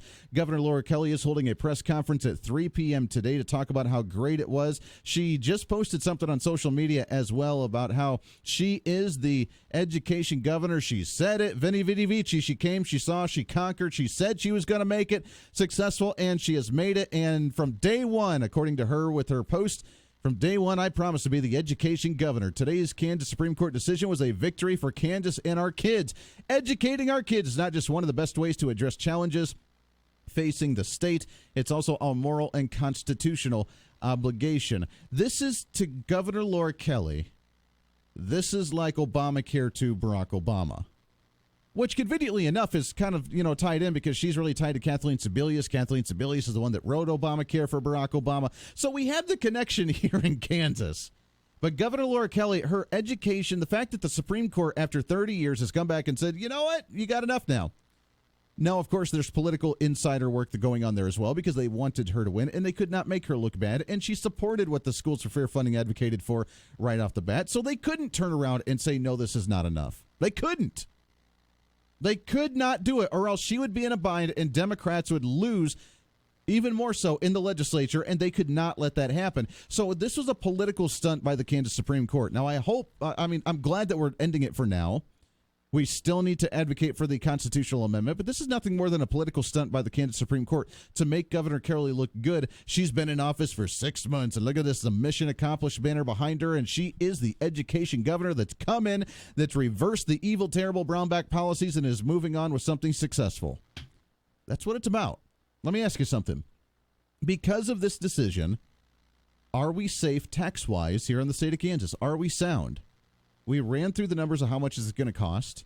The Kansas Policy Institute has made a statement as well. Dave Traubert, quote, if justices want to legislate, they should run for office. School lawyers will keep finding reasons to come back and demand more money. More money has never caused outcomes to improve. In a few years from now, will still be more than 20% of our kids below grade level. Courts irrational proof that schools are underfunded. Schools will sue again and say the legislature costs for more than $2 billion more, but they only get $1 billion more. In other words, in order to get the kids to educate the education they deserve, legislature should pass the ESA for kids in building below grade level and to amend the Constitution.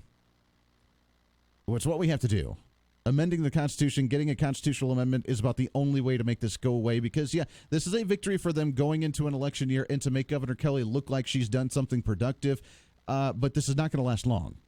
And the political stunts only go so far. But let me ask you, do you feel comfortable with the taxes here in Kansas? Because of education, because of the potential Medicaid expansion, the largest tax increase in state history that we did just 2 years ago? That when you filed your taxes this year, you owed the state of Kansas money because, well, you had to do it retroactively last year. Do you feel comfortable? There was I get these emails all the time from different guests, which is how we get some of our great national guests and different authors, different studies, different things that are going on. I get these emails all the time, which I love. And there was one that came out that was sent to me about how, according to termlifetogo.com, Google came out with a study on what the most searched Google searches are by state when it comes to different categories. And when it came to the category of your state's most Google financial questions in your state, Kansas ranked as number one for the number one question as what is the income tax in Kansas. Now think about that for a second. What is we should know, right? Many people may not know. I don't know. I just work and I just had the money taken out of my paycheck and I'm all good and I don't worry about it and I go drink beer on the weekend. That's about it.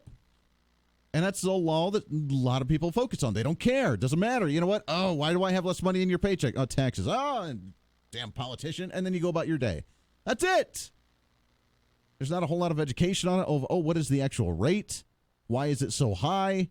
What are we spending it on? Where's the money going? Is this appropriate? Is this responsible? Is this efficient? We don't ask those questions a whole lot anymore. We're just like, damn politician. And then you forget all about it and move on. But Kansas's number one Google search for financial questions in the state has been what is the income tax in the state, which means that there's a hidden meaning behind that. Is there not? There's a layer that we need to understand on why people are concerned about this. Number one, they're uncertain about their taxes. You're uncertain about what your tax is going to be, whether it's an individual, whether it's a business tax, whether it's a corporate tax, whether it's a sales tax. You're concerned. You don't know what it's going to be from day to day. You don't know what it's going to be like, and you need to plan appropriately. Maybe it's people wanting to come into the state, wanting to start a business, or wanting to hire onto a company here in Kansas, and they're like, oh, what's the income tax rate in Kansas? Oh, ouch. Don't know if I want to go there. Okay, what's the sales tax in Kansas? Oh, ouch. Don't know if I want to go there. Oh, look at that. They also have the same rate on their food, too. Wow, that's really expensive to buy food there. Nah, you know what? I think I'm not going to move to Kansas. Or a company that's here right now, or a business owner or here, or an employee that's here that's saying, you know what? I got an opportunity to relocate to another state. What's it? Oh, Kansas. What the heck's wrong with you, man? This is expensive. What are we doing? And, oh, by the way, those taxes are going to go up again, too. So don't be comfortable and try and get settled with your current pay rate and what you're getting in your pocket after your taxes, because it's going to change again if they continue to spend the way they're spending, because it has to. They either have to cut, which never happens, or they have to increase taxes, which is more than likely. And even moderate Republicans, even the senators that voted for it, like, certain ones that are trying to backtrack on that now, are saying, like, that was going to solve it. That was the largest tax increase in state history. That's the one. We're solved now. We're golden. We're good. We're not going to have to worry about it anymore. Until like a year from now, until a year and a half from now, when we're actually in the red again as a state budget. But if you're uncertain about your taxes, isn't that concerning for a state who's waiting for you to hopefully stay here or to come here to the state to work, to buy things? What about the comparison of income tax to other states? Are people searching that? What's my comparison rate here? Oh, Kansas. What the hell's wrong with you? Maintaining workers. Remember, we did lose population in Kansas last year. We lost population in the Wichita area last year. It was by 0.3%, but it was still something. We lost. We went down in population. Why? Because people are moving away. Now, how do you encourage them and entice them to come back to Kansas? Do you say, you know what, we are spending 56% of our state budget on public education, we're going bankrupt, we haven't fully funded our Capers project, and we're probably going to raise taxes? Now, if you have that as an introductory pamphlet letter that's saying, welcome to Kansas, do you really think people are going to stay here, or are you going to turn their cars around and head back the other way? Because that's what I would do. I'd look at that right at the sign. And maybe we should do that. Maybe we should have a PSA. Be like, hey, you know what? If you're coming here, you better be aware of the situation we're in. Welcome to Kansas. Over half of our budget going towards public education that's being underfunded, quote unquote, according to our Kansas Supreme Court. Our Capers pension plan, if you're hiring on as a government employee, is not fully funded. So hopefully you get your benefits. If not, then you're kind of SOL and OL. And oh, by the way, we're going to have to raise taxes, and we may do it retroactively so you can't properly budget your income or your business when it comes to the end of the year, because we don't know what it'll be, since we'll do it retroactively since we need the money more than you do.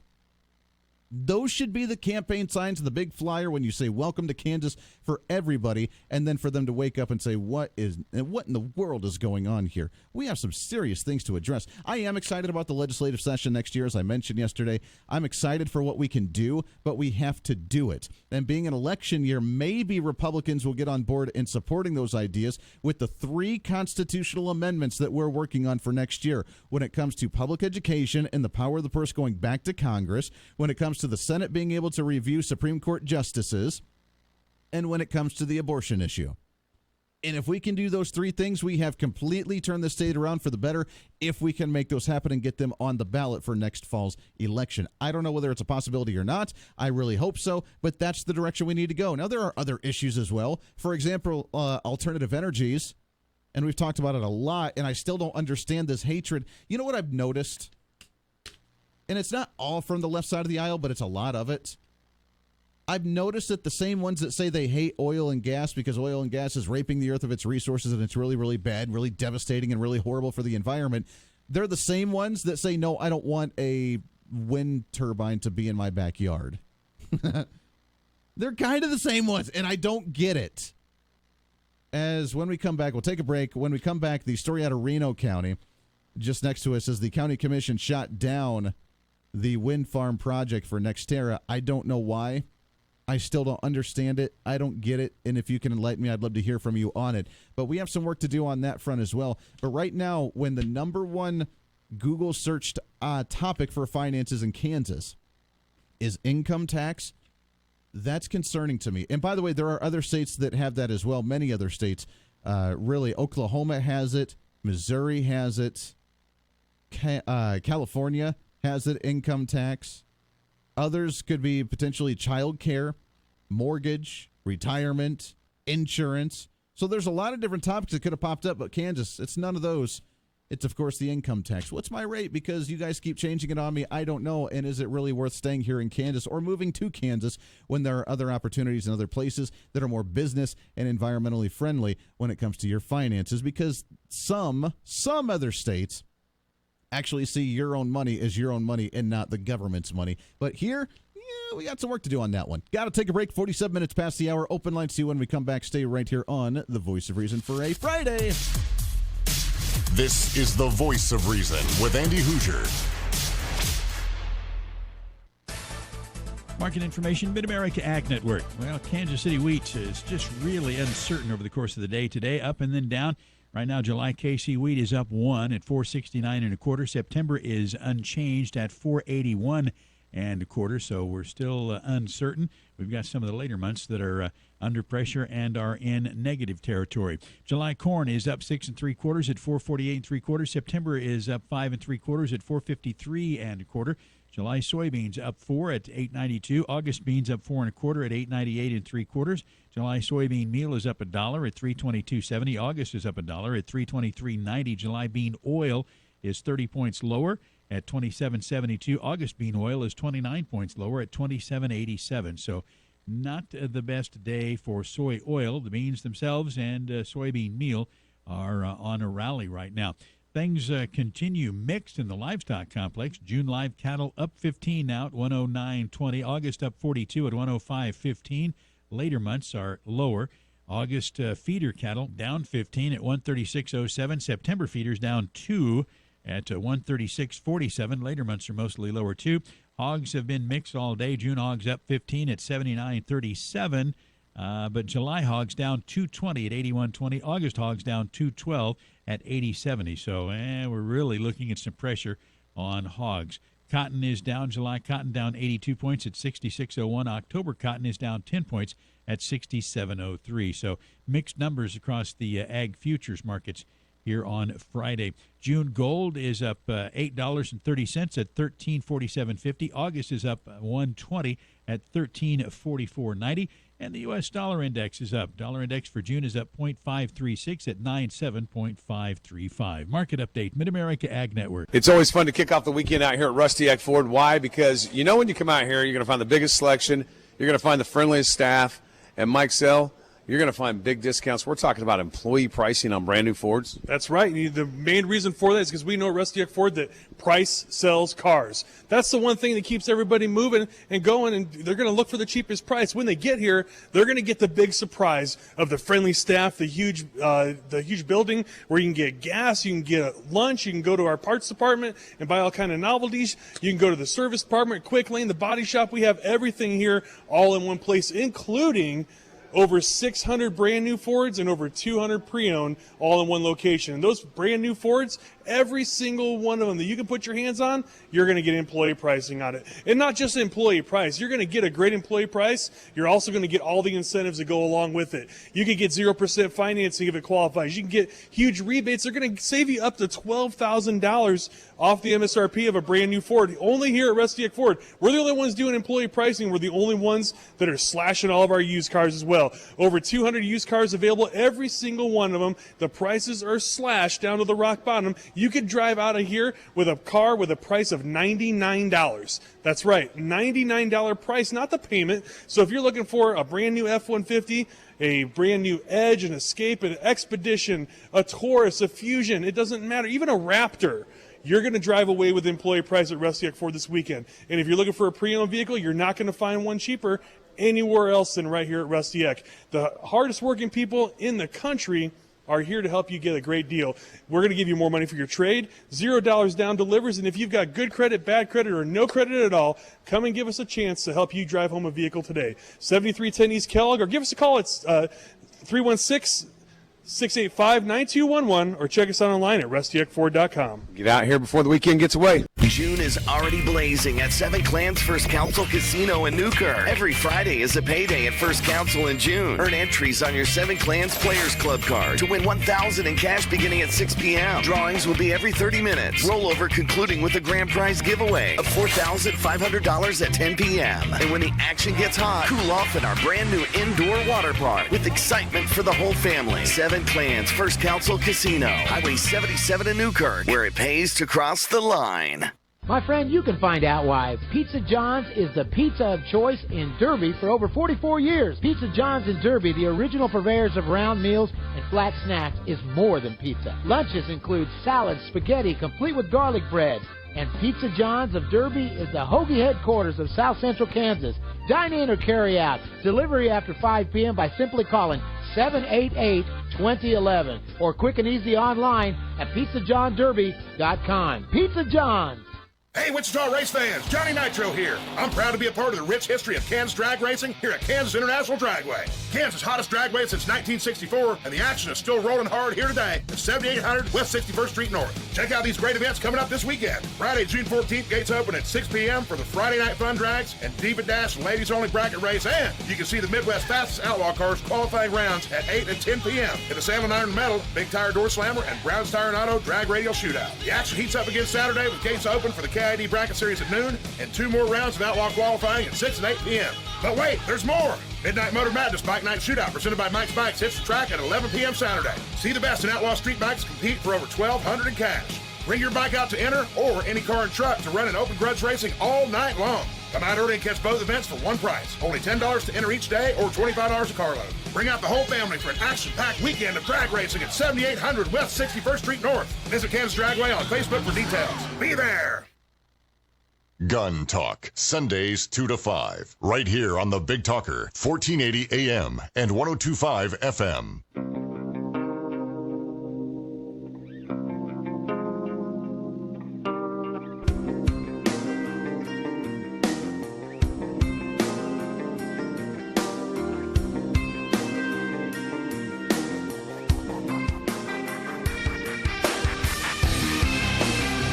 Minutes to the top of the hour, wrapping up hour number 2 right here on The Voice Reason for a Free for All Friday. Welcome into the show. Great to have you along with us. 316-721-8255, 316-721-TALK. Coming up in the next segment, I'm excited to have Alan Gottlieb, Second Amendment Foundation. He'll be joining us on the show. Never been on the program before. He's been on the airwaves, though, obviously, with Armed American Radio, Mark Walters, and a frequent guest for the Sunday evening program and the weekday program. But Alan Gottlieb, as they've come out actually with a great victory in the last couple of days with the Deerfield, Illinois. Remember that one, trying to ban the AR-15s, and Alan Gottlieb, Second Amendment Foundation that fights on the legal side of things in the courtrooms. They just came out with a great victory on that one. So kudos to those guys. We'll talk about that with him in just a few minutes here on the program. By the way, happy Flag Day to you and happy birthday to Mr. President Donald Trump. No, I'm not going to play the song, but happy birthday, Mr. President, because that is fantastic today as we get to celebrate. And it's kind of a patriotic day today. We get the president's birthday, we get Flag Day, get to wave the flag. Now, every day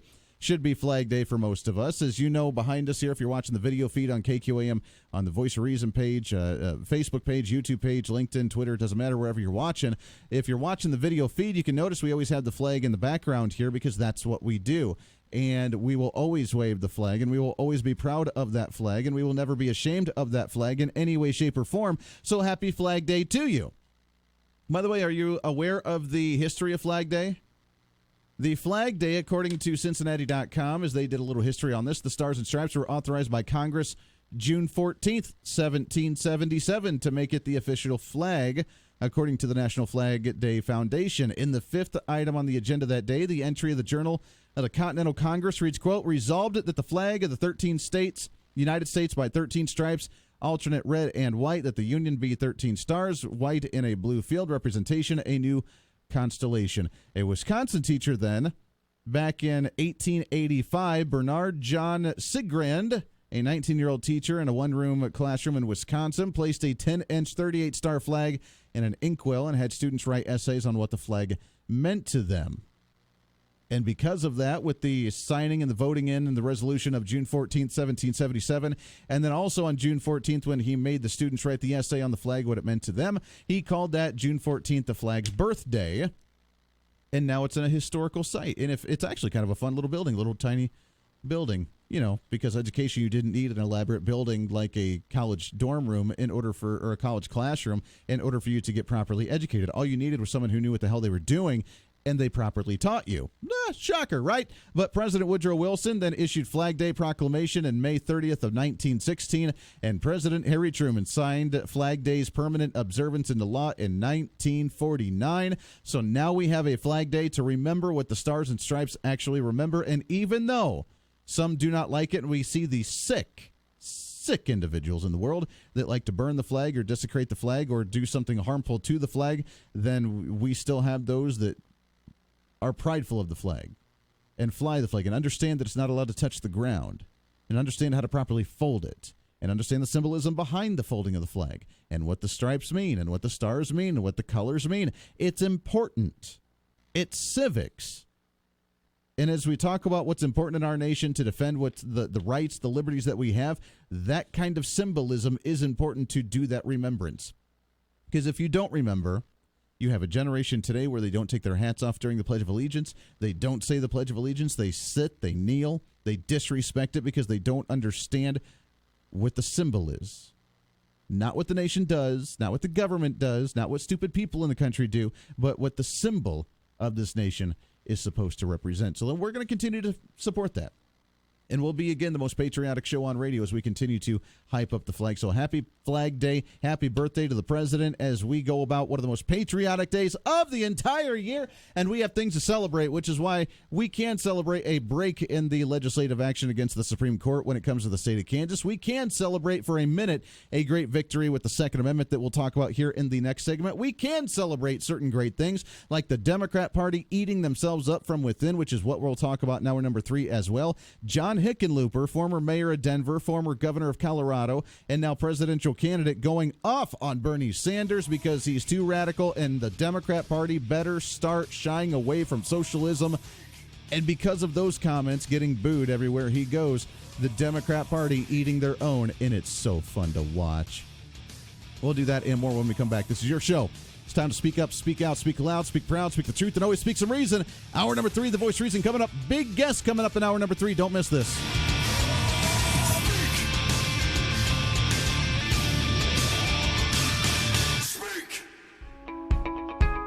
Hi again, everybody. Tony White, Augusta Flight Center. Want to talk about our flight training packages. Private pilot packages starting at just $5,900. Now that'll get you 47 and a half hours in the aircraft, 2.5 hours on our flight training device, 45 hours of instruction, also a free headset and a free home study kit. For more information on this and other flight training options, visit our website at iflyaugusta.com, our Facebook page, or you can call us at 316-733-4080. A trusted name for quality, that's Burwell Construction. It's the spring storm season, which means rough weather could cause problems to your roof and siding. If the storms hit, remember Burwell Construction. For over 25 years, Burwell Construction has provided quality craftsmanship to Kansas homes with roofing, siding, and windows. If rough weather hits you, call 316-794-3430 or visit burwellconstruction.com. If it's built well, it's Burwell. Burwell Construction. This is a Steckline communication station, K273CX, FM 102.5, and AM 1480 KQAM, Wichita Proud. It's time for your latest news from the KQAM News Center, brought to you by Heartland Avionics and JD Aviation, your aircraft maintenance partners at Augusta Municipal Airport. Learn more at iflyaugusta.com. I'm Stephanie Austin. A member of the Wichita State University men's basketball team has been arrested for domestic violence and other crimes. Wichita police records show that 21-year-old Teddy Allen was arrested yesterday near 21st and Rock Road. Allen was arrested for criminal damage to property, battery, domestic violence, and other charges. Officers reported a 23-year-old woman accused Allen of battering her, damaging property, and taking property without permission. He was released on bond. WSU says they are gathering more information on the situation. Crime Stoppers of Wichita Sedgwick County has announced an increased reward of $2,000 for tips leading to the identification, arrest, and conviction of the suspects responsible for 5 unsolved bank robberies in 2018. The banks robbed include Capital Federal, Southwest National, Bank of America, Intrust Bank, and Valley State Bank. Anyone with information is urged to call Crime Stoppers at 267-2111. Here's Doug Downs with the sports. Last night in Game 6 of the NBA Finals, it was the Toronto Raptors getting the win and taking home the championship, 114-110. And Fred VanVleet found the ball in his hands more in crunch time than anybody else in the series. VanVleet finished with 22 points last night, a career high, including 12 points in the fourth quarter. When asked, VanVleet said it's just what he does. That's what I do. That's what I do. That's what I worked for all summer. Had the confidence in myself. My teammates had the confidence in me. and Kawhi can't take all the shots. So From the KGSO Sports Desk, I'm Doug Downs. When it comes to service, repair, or installing a new Trane air conditioner or furnace, nobody's better than Moody Heating and Air Conditioning, an independent Trane comfort specialist. So it just makes sense to become a Moody priority customer and enjoy great benefits like 10% off all service repairs, no overtime fees, faster response time, and much more. Becoming a priority customer at Moody Heating and Air Conditioning? Smart. Call 262-7444. That's 262-7444 today. June is already blazing at Seven Clans First Council Casino in Newkirk. Every Friday is a payday at First Council in June. Earn entries on your Seven Clans Players Club card to win $1,000 in cash beginning at 6 p.m. Drawings will be every 30 minutes. Rollover concluding with a grand prize giveaway of $4,500 at 10 p.m. And when the action gets hot, cool off in our brand new indoor water park with excitement for the whole family. Seven Clans First Council Casino, Highway 77 in Newkirk, where it pays to cross the line.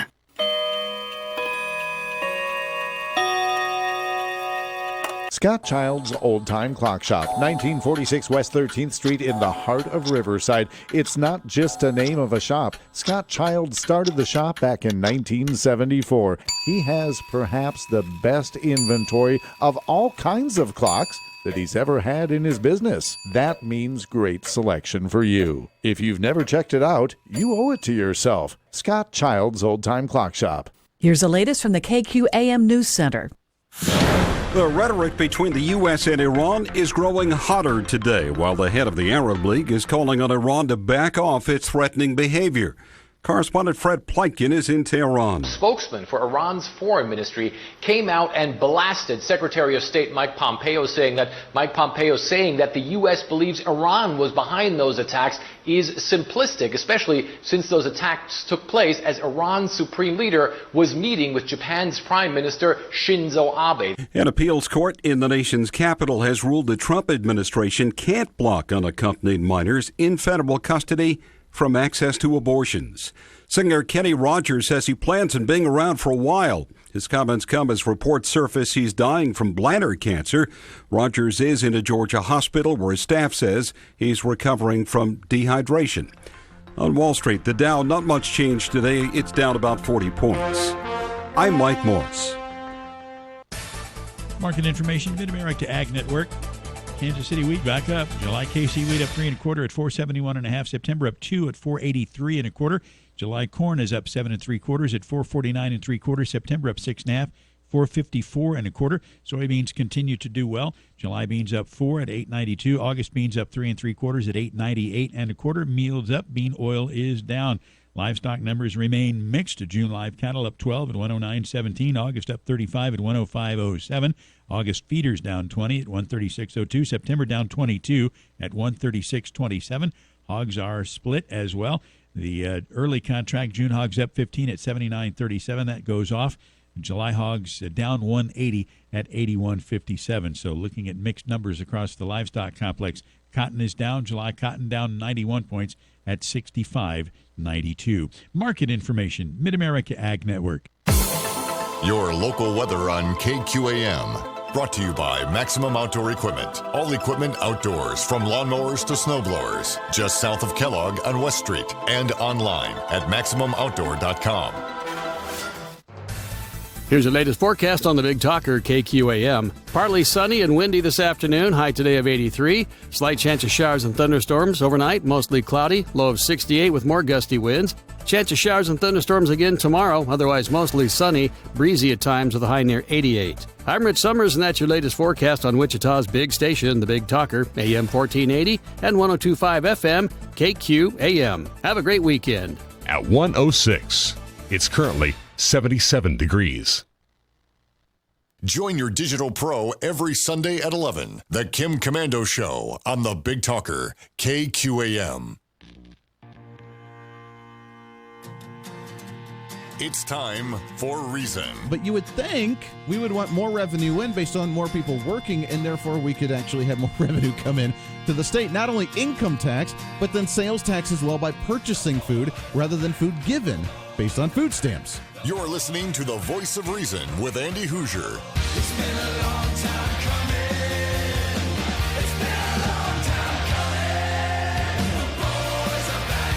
everybody. Welcome into the Voice of Reason. It's hour number 3, broadcasting live out of the heart of the nation here in Wichita, Kansas on the Big Talker, 1480 on the AM side, 102.5 on the FM side, KQAM. Welcome in. What's happening? Great to have you today for a free-for-all Friday, and let's make it a free-for-all. What do you say? Come on. That means today it's open lines to you. Anything you want to talk about, complain about, doesn't matter, vent about, I'm here for you. It's okay. We can work through it together as we do every single Friday and have a little fun doing it. Come on.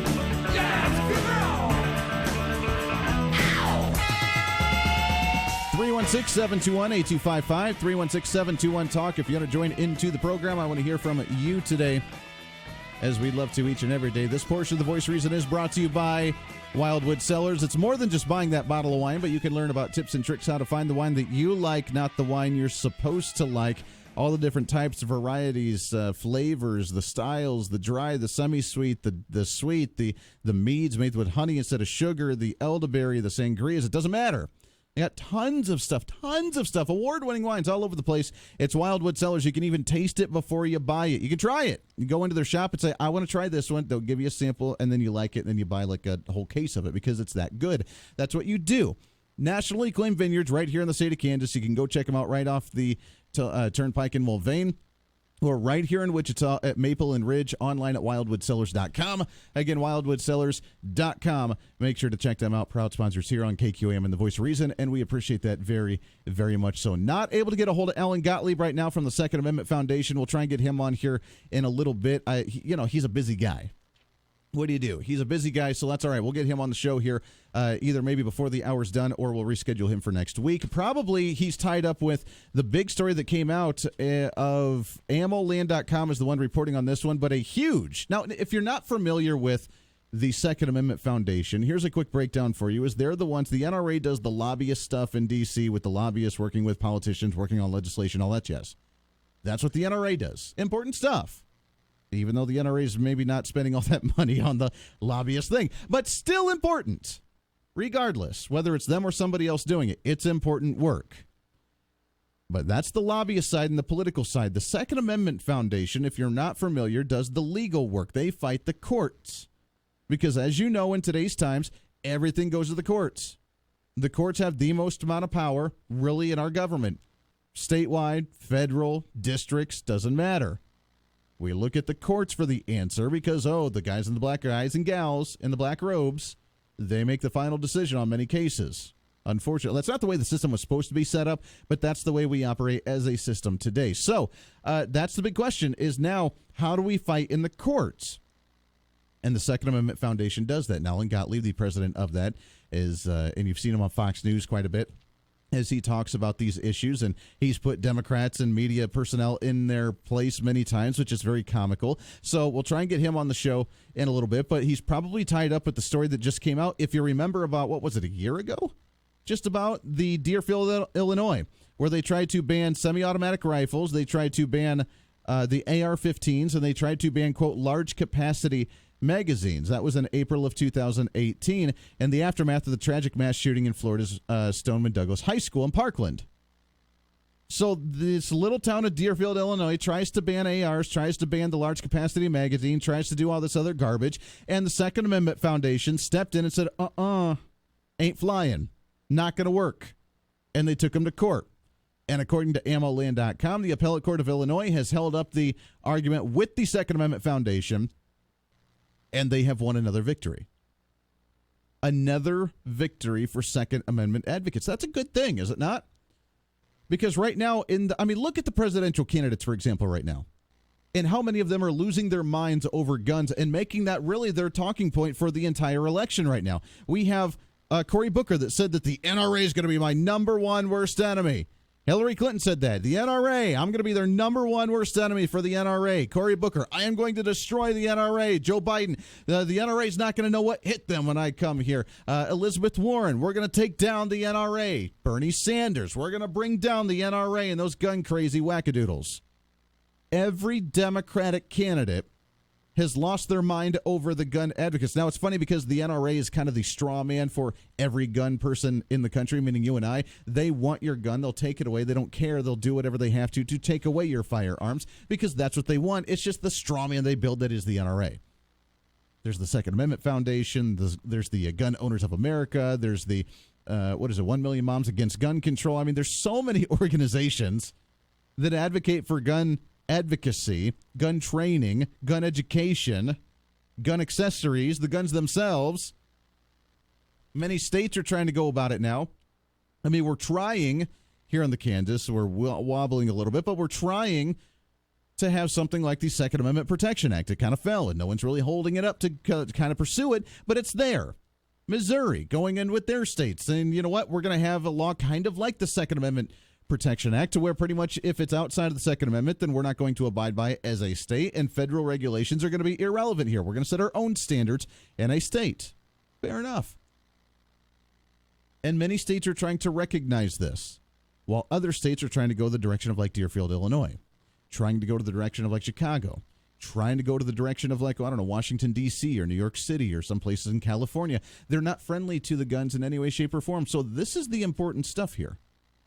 This is the importance of what the fight is each day, day in and day out. So we appreciate that work. We'll get Alan Gottlieb on the show here at some point, and we'll talk about some of that because it's really important. I think we do need to pay attention to it to some degree. 316-721-8255. But look at the Democratic candidates for now, just for a second, and use the guns as an example. There are a couple, I don't know which ones there are yet, but there's going to be a couple that try to be a little more relaxed on the gun issue, even though they have a tough time doing so, because right now that is the number one enemy to America is guns, according to many of those candidates, right?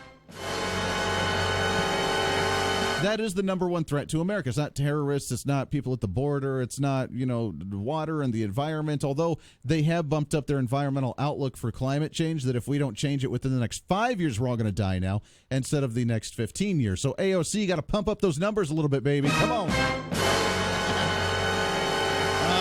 Yeah, so there is that going on as well. But now we have 5 years for climate change, and now everybody's against the NRA and against guns and so on and so forth. But there is a tear in the Democrat Party with John Hickenlooper, the former mayor of Denver, former governor of Colorado, and he has gone out against Bernie Sanders. They're all trying to find their own little niche, their own little groove within the party. And Cory Booker has made the Second Amendment the issue. Elizabeth Warren has made the free education her issue. Bernie Sanders has made the new finishing the FDR progressive agenda is his issue. Joe Biden is just the lovey-dovey, I'm going to cure cancer kind of thing. That's his issue. So we do have all these issues going on. But right now with John Hickenlooper going against Bernie Sanders, is that the smart way to go for the Democrats? Is it good or is it bad? I think there's a fun way to try to appeal there because he's trying to save the party. And I've never been a fan of John Hickenlooper. I didn't like him when he was mayor. I didn't like him when he was governor. He's a very, very progressive individual. However, the fact that he is a business owner, by the way. And those of you that have come from Colorado and knew him in that sense, he was a business owner. And therefore, that is a good thing because he does have a capitalist sense to him, having actually run a business. And that's why he's going against Bernie Sanders and the socialist mindset. So let's take a break. When we come back, I want to break down the story from John Hickenlooper and his attack on Bernie Sanders and the division in the Democrat Party. So we'll do that when we come back. We got some calls on the phone as well. We'll get to you as soon as we come back on a Free for All Friday. It's the Voice of Reason right here on KQAM. Stay tuned.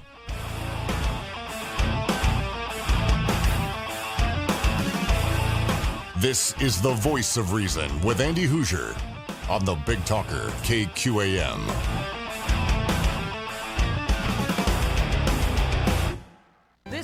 Want to update your kitchen on a budget? There's lots you can do beyond cabinet refacing. Today you'll learn how appliance resurfacing 2 helps make old look like new. Here's how. From deep within the Carey Brothers vault, a beauty is only skin deep. We bring ways to update and keep. Indeed, says here, when you reface old kitchen cabinets, you can rejuvenate old appliances too. With brand new updated face panels. Purchased either from the original manufacturer that simply slide into existing frames, or as an add-on custom order face panel kit. Offering all the latest designer fronts. For almost any make and model refrigerator or dishwasher ever made. Want real stainless steel? Or the new fingerprintless gleaming version? How about a chalkboard refrigerator front? Or a cork bulletin board? Maybe a splash of brilliant color? Want lavish rich wood grains with a beautiful finish and detailed trim? No problem! Refacing both cabinets and appliances make older kitchens look like new. For more tips, visit our website at onthehouse.com. Extra, extra, read all about it! The brand new edition of Home Maintenance for Dummies is hot off the presses. This new edition features the latest tips on how to tune up your home and make repairs to every part of your house, from the basement to the attic. By combining step-by-step instructions and expert information, you'll learn how to conduct routine inspections, keep major systems running smoothly, and increase energy efficiency. Home Maintenance for Dummies 2nd edition, written by us, the Carey Brothers, can be found at bookstores everywhere. Home Maintenance for Dummies 2nd edition. Look for it today and get started maintaining your home tomorrow. When you miss the morning news with John Wright. If you missed the morning news with John Wright, here were the stories we're following. A thunderstorm moved through the area. It was not severe. Wichita police took to social media to warn drivers about speeding. They will be issuing tickets. And a family of 6, including their pet dog, escaped a southeast Wichita house fire early Thursday morning. Your morning news with John Wright, 6 to 8 on the Big Talker, 1480 AM and 102.5 FM, KQAM. It's that time of year when the grill is always the best cooking option, so stop by your favorite Yoder Meats location to pick up some great meat for the grill. Steaks, chops, burgers, brats, marinated chicken, we've got it all, plus a nice variety of specialty items that you won't find anywhere else. Our Yoder Meats bundles and butcher bags are great options for buying in bulk and saving, and for a special treat, how about our homemade cinnamon rolls, cakes, and cookies? Don't forget the snack sticks for a quick bite on the go. Follow us on Facebook for all the latest information and specials. Taste the old-fashioned flavor at Yoder Meats in Yoder and 3 locations in Wichita. Hi, this is Paul Bethel with Suburban Landscape Management of Wichita. We're looking for a few good men and or women to join our team. If you're looking for part-time, summer work, or a full-time employment opportunity with comprehensive benefits package, Suburban Landscape Management wants to visit with you. If you love the outdoors, Suburban Landscape Management of Wichita would like to consider you for hire. It's easy to apply online at slminc.com. That's slminc.com. Suburban Landscape Management is an equal opportunity employer. Hi, my name's Christina Stumble, and I own Farm Girl Flowers in San Francisco. With my Spark Cash Card from Capital One, I earn unlimited 2% cash back on all my business purchases. Last year, I redeemed $115,000 in cash back. Yeah, $115,000. And that doubled our digital marketing budget for the summer. Thanks to my Spark Card, we had our best summer yet. Imagine what the Spark Card from Capital One could do for your business. What's in your wallet? Real Capital One customers pay for real stories. Credit approval required. Autocraft is proud to call Wichita home for 40 years. We are local and family owned. We believe using locally owned businesses is important to maintaining a healthy community. Local faces being there for you long after the job is done. Autocraft uses local suppliers whenever possible. Eco-friendly products, giving back to local charities, putting that extra smile on someone's face. Autocraft invites you to join us to keep it local. So let's work together to grow a strong and healthy community. Be sure to visit us at autocraftinc.com. This is Alex Jones. Join me Sunday evenings, 5 to 7, right here on the Big Talker, KQAM, Wichita.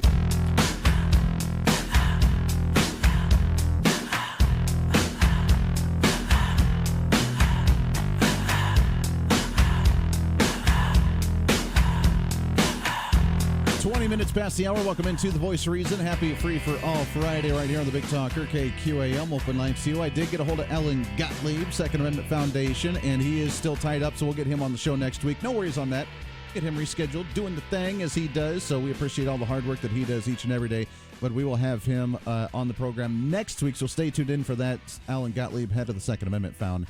316-721-8255, 316-721-TALK. If you want to join into the program, I'd love to hear from you as we get into the duking out of the Democrat Party. Yeah.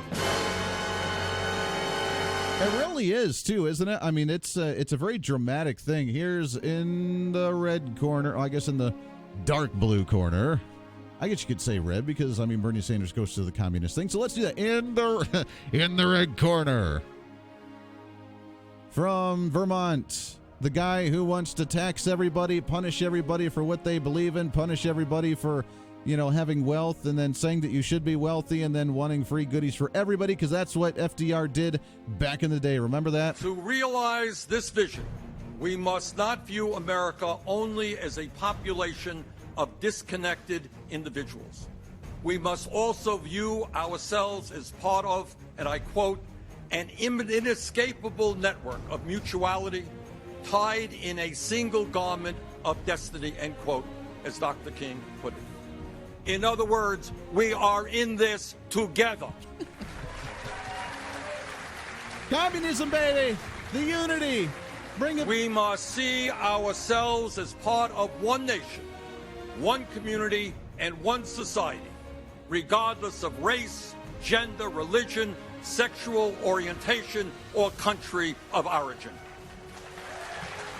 The collective. It's the This collective. quintessentially American idea is literally emblazoned on our coins. E pluribus unum, from the many, one. And I should tell you, it is enshrined in the motto of our campaign for the presidency, not me, us. There it is. The Communist Manifesto at work right there, baby. Here's the funny part about it, again, with the fourth grade mentality, not being able to understand basic logic on that kind of ideology. It's not the fact that we all work in unison as one big, nice little harmonious commune, but the fact that everybody, e pluribus unum, together one, everybody doing their own thing, all of them together, you do your thing, you do your thing, you do your thing, everybody does their own individual thing, which makes a unified nation because we're all working together in harmony while we do everything individually. That's the beauty of our system. That's something they can't just quite grasp, and even when they try and change history. The authoritarian playbook, by the way, is not new. The challenge we confront today as a nation and as a world is in many ways not different from the one we faced a little less than a century ago during and after the Great Depression of the 1930s. Then as now, deeply rooted and seemingly intractable economic and social disparities led to the rise of right-wing nationalist forces all over the world. You mean left-wing? In Europe. Okay.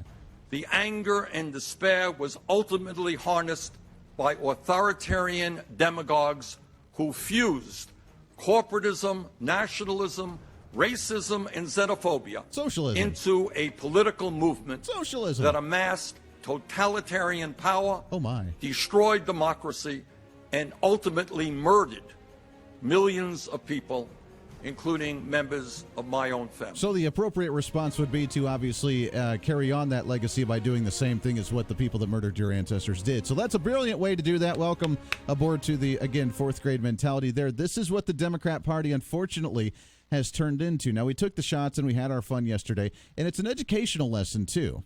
It really is. When we talk about the fact that there are the majority of, according to the polls, the majority of women between the age of like 18 and 50 that predominantly prefer socialism, which I think that's a skewed poll. I think it's a little silly. I don't buy into it, but some do. When you see the millennials predominantly liking socialism and generally as a nation, us breaking that 50% threshold of people that believe in socialism over capitalism because they see the terrible rich people having things that they don't have sort of thoughts. We have to educate and we have to be aware of this movement because this is the Democratic Party. And think about the pendulum swinging so far that way that if you're trying to be the happy-go-lucky middle of the road, I don't have an opinion, I'm just the moderate in between there. Imagine the moderacy of what moderacy actually lands on in the middle of the road between extreme socialism and moderate socialism. I mean, that's really where we're at today, isn't it? Republican Party even votes predominantly for bigger government-funded projects. We think the government's still the answer. We still spend more than what we are bringing in as taxes. We're not cutting our spending. We're not reforming social programs. The Republican Party hasn't solved anything either. So now on the political spectrum, we're talking between Bernie Sanders, FDR, extreme progressive socialism, and moderate to light socialism, and then people that try to play the happy medium in between. And then when other people, like legit conservatives, say, wait a second, none of that's good, then we're just the crazy extremists on the fringe, right? I love that. But then you get someone like John Hickenlooper. And John Hickenlooper has come out and said, according to the Associated Press, that the Democrat Party needs to be chastised and not try and go down a political philosophy like socialism. He said that Sanders was wrong for calling policies such as Medicare for All that would dramatically increase public spending and government involvement in American lives. Hickenlooper called for less expansive changes to, quote, regulated capitalism that has guided this country for over 200 years. So he's a light, but still he thinks this is crazy. Quote, the Democratic field has not only failed to oppose Senator Sanders' agenda, but they've actually pushed to embrace it. Democrats must say loudly and clearly that we are not socialists. If we do not, we will end up helping to reelect the worst president in this country's history, meaning Donald Trump. Socialism is the most efficient attack line Republicans can use against Democrats as long as President Donald Trump is at the top of the ticket.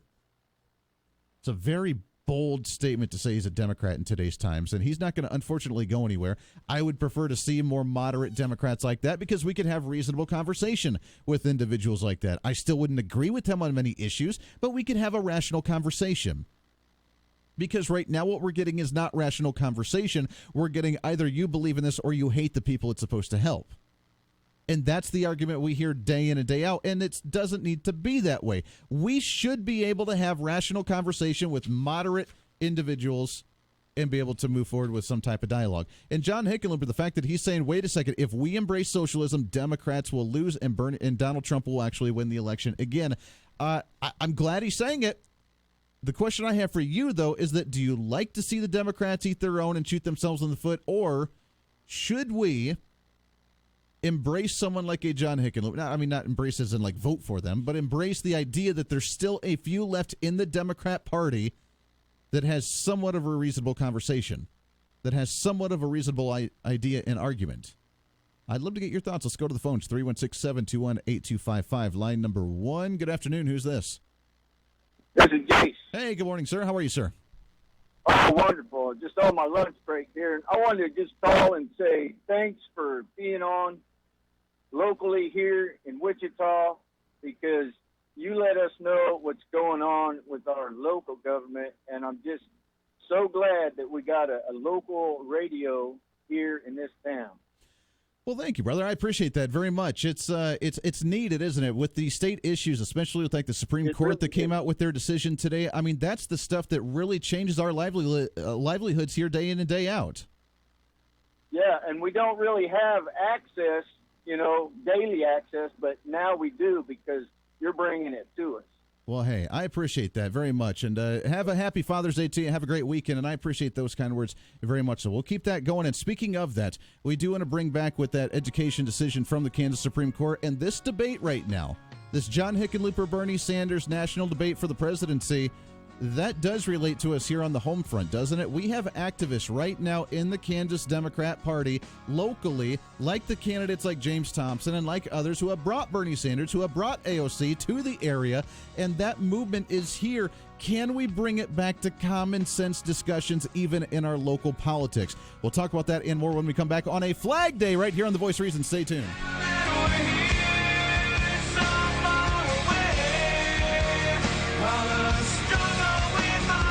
The latest news from the Big Talker, KQAM. President Trump says he doesn't plan to fire his counselor Kellyanne Conway after a federal watchdog concluded that she'd repeatedly violated the Hatch Act limits on federal workers engaging in politics on the job. Trump telling Fox and Friends. No, I'm not going to fire her. I think she's a terrific person. She's a tremendous spokesperson. She's been loyal. She's just a great person. I would certainly not think, based on what I saw yesterday, how could you do that? They have tried to take away her speech, and I think you're entitled to free speech in this country. Trump also says Iran was behind the 2 attacks on tankers in the Gulf of Oman. The U.S. says the tankers were struck by Iranian mines, but a Japanese tanker crew says its damage came above the waterline and the crew saw a projectile strike the ship. On Wall Street, stocks have been mostly unchanged today. The Dow now down about 15 points. I'm Mike Moss.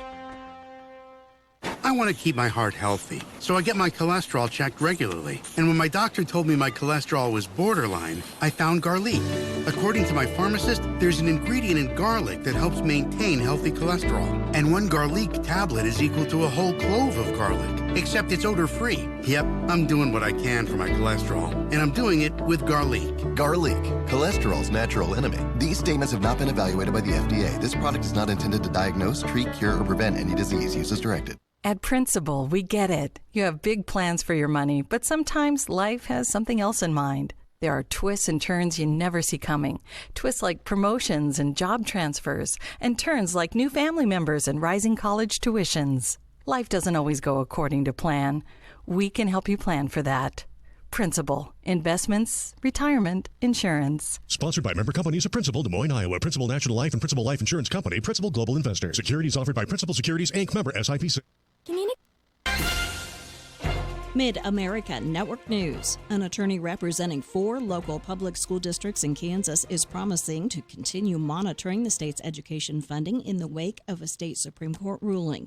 The High Court declared today that the state's funding is adequate following the passage of a law this year boosting it to roughly $90 million a year. But the justices declined to end the lawsuit that prompted the ruling to make sure that the state keeps its promises.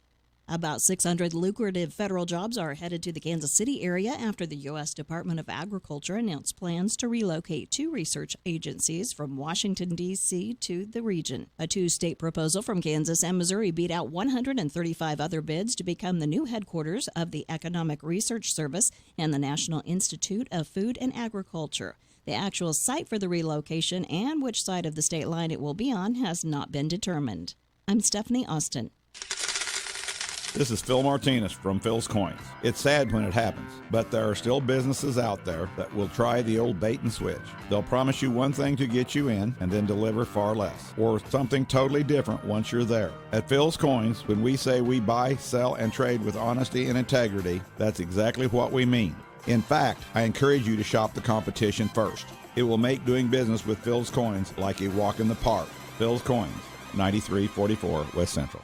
It sounds innocent enough. I like to shop the internet thinking I'll save a few dollars. But when it comes to truck accessories, we spend a lot of time in our shop trying to adapt for people what they thought would be such a great deal. With a combined 100 years of knowledge and experience, our professional sales and installation staff will help you make sure that you get the right accessories for your truck. Have your accessories professionally installed, saving you time and headaches. Continental Truck Accessories, 6701 South Broadway.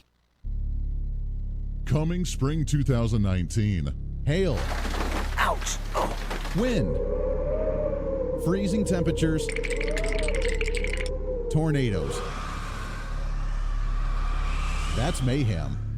Hi, I'm Mark Collier, your local Allstate agent. We're your insurance agency interested in doing what's best for you. Before mayhem strikes, call us at our Goddard office, 316-413-4014, and find us on Facebook at Collier Allstate. Are you in good hands?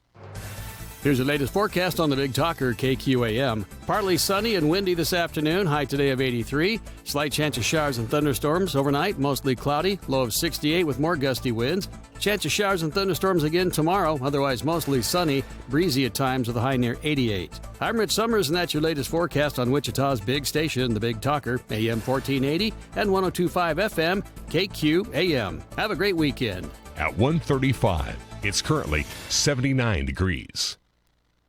Join me for the Brian Kilmeade Show weekdays at 8 a.m. until 11, right here on the Big Talker, 1480 a.m. and 102.5 FM, KQAM.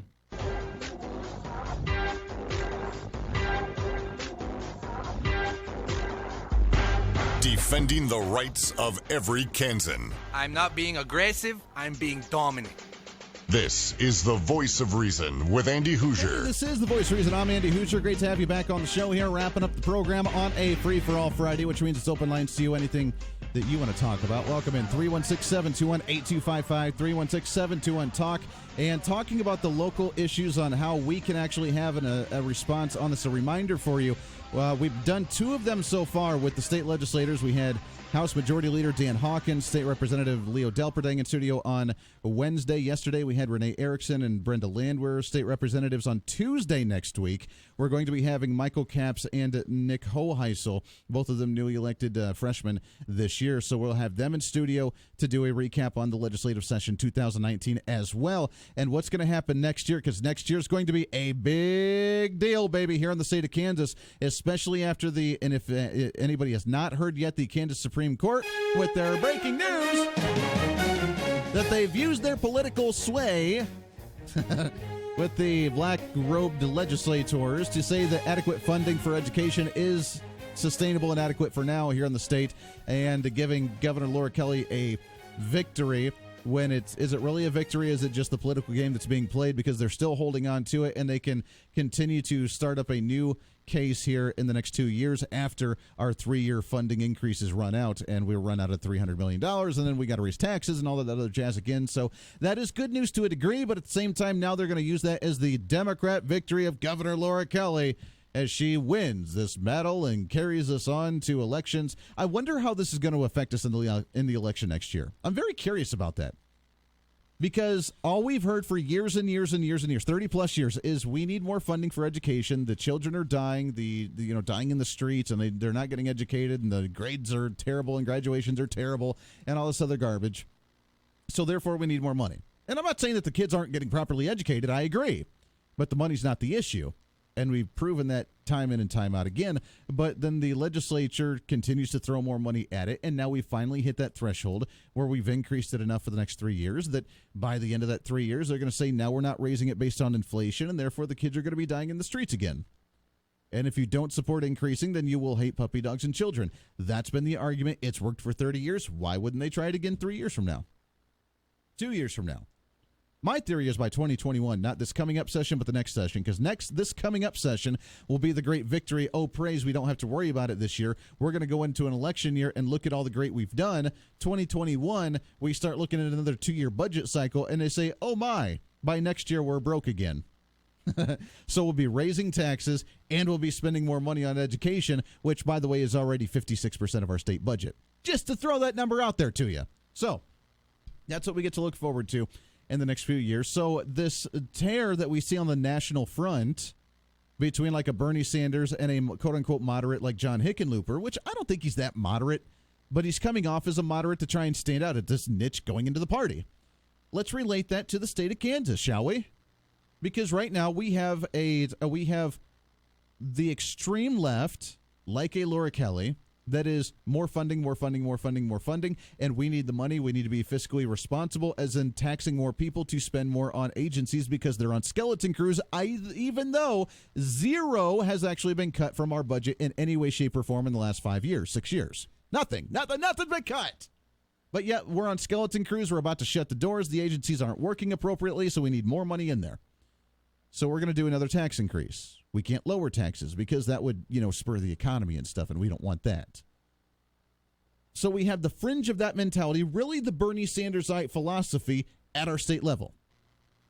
Then we have the moderacy that's not really the moderacy from the Democrat Party, but the moderacy from the progressive Republicans that have voted for the tax increases, that have voted for the continued education finance increases, that have voted for whatever the Democrats wanted throughout this entire session. That's why we couldn't override a veto on the abortion pill, the bill that just told doctors that there is an option if you choose to reverse the abortion if you take the day after pill. We couldn't override that veto. The Republicans that refused to vote for a veto override on a 1% sales tax reduction on groceries that would be compensated for the internet sales tax for internet purchases done from outside companies outside of the state, bringing in additional revenue. We couldn't even override a veto on that. So our moderate Democrats here are actually the wishy-washy left-wing Republicans. So we have an identity crisis here in the state of Kansas. And we need to remember that as we go into elections next year, because there are many Republicans that will go into this next session with a sigh of relief on their face when they walk in the doors of Topeka next year, because they will not have to go against the Republican Party to vote for continued education spending on an election year, so they can go back and say, we did it, we financed it, vote for me because I supported it, and now we're all great, and I didn't have to vote against the Republicans. Because if you notice these moderate Republicans in the state of Kansas, they go through these cycles of, well, we're going to vote with the Democrats, and that's what we do, but then we're going to lighten up on that and vote a little bit more to the right during election season so we can get reelected as another Republican, and then we'll go back to our whole trend. It's a vicious cycle back and forth every other year. So now that one, they got to wipe the sweat off their heads on that one. Why? Because, well, they don't have to make that tough decision. Do I vote with the Democrats that I really want to do, or do I vote with Republicans and then, try and support my Republican constituents as a Republican? The party thing sucks, doesn't it? It really does. The party thing's terrible.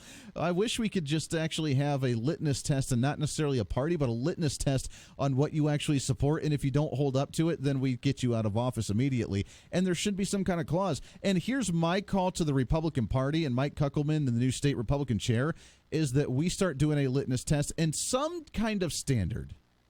Maybe it's a low threshold, so that way we can have the give room and the wiggle room, because we do in the Republican Party believe in other ideas and visions, and we like people having independent thought. But predominantly, there's got to be some kind of bare minimum threshold that we can put in that says this is what the Republican Party stands for. We have a platform, and we have Republican members that say they support the platform and then vote against the platform when it meets their needs.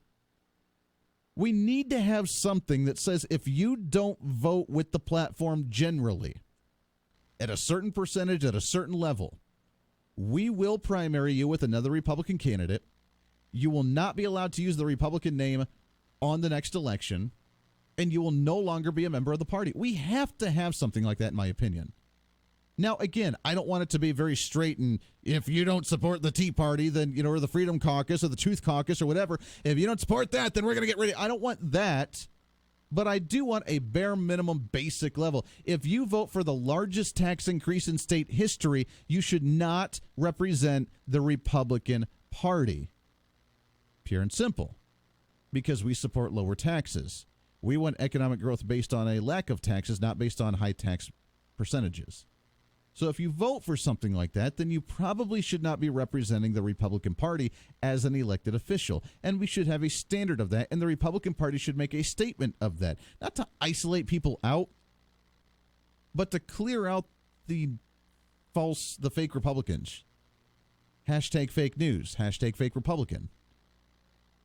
We need to clear, I don't know. Maybe you disagree, and I know we've had some people that disagree with that, because we should have any kind of views. And it should be primarily up to the voters of the constituent, you and I, going and voting on the voting booth, because that should be important. At the same time, we're really bad at doing that, because right now the Democrats are eating themselves alive, because anybody that's saying no to socialism is getting booed off stage and getting eaten alive because the party's going that direction. They're embracing their ideology, and the Republican Party, we're scared of our own shadow.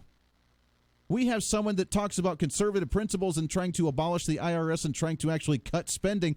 Rand Paul's budget that he did at the federal level, trying to reduce spending across the board by 2% on every agency, and it got laughed at, and just about every Republican in the Senate, other than like 10 of them, voted against it. We're scared of our own shadow because we want to broaden it so wide that we don't have an identity anymore. Well, they're creating an identity. Now, it's a bad identity, and it's one that's going to ruin them, but it's an identity nonetheless. They're embracing it. Well, we're scared of our own shadow because we're too scared and terrified of creating an identity. That's a problem that we need to address immediately as a Republican Party if we're going to continue to win elections and continue to advance an agenda and continue to have voters that want to register as Republicans because they know what they're getting as a Republican. You would think that would be something we focus on, but it hasn't been. 316-721-8255. Agree with me, disagree with me. I'd love to hear from you. We'll take one more break. When we come back, it is Flag Day, if you're not aware of that, which means we get to praise the flag. We get to wave the flag loud and proud today. It is also the birthday of President Donald J. Trump. which we need to celebrate as well. And unlike the public education system, we have a civics class here on the radio. We have a civics class called The Voice of Reason, where we teach you the importance of needing that symbolism of the flag and of the reason that we are patriotic and nationalist. I know, scary word. But we are nationalists in the sense that we support our country and believe that our country is the best nation on the face of the earth and that ever has existed. And I'm proud to say that.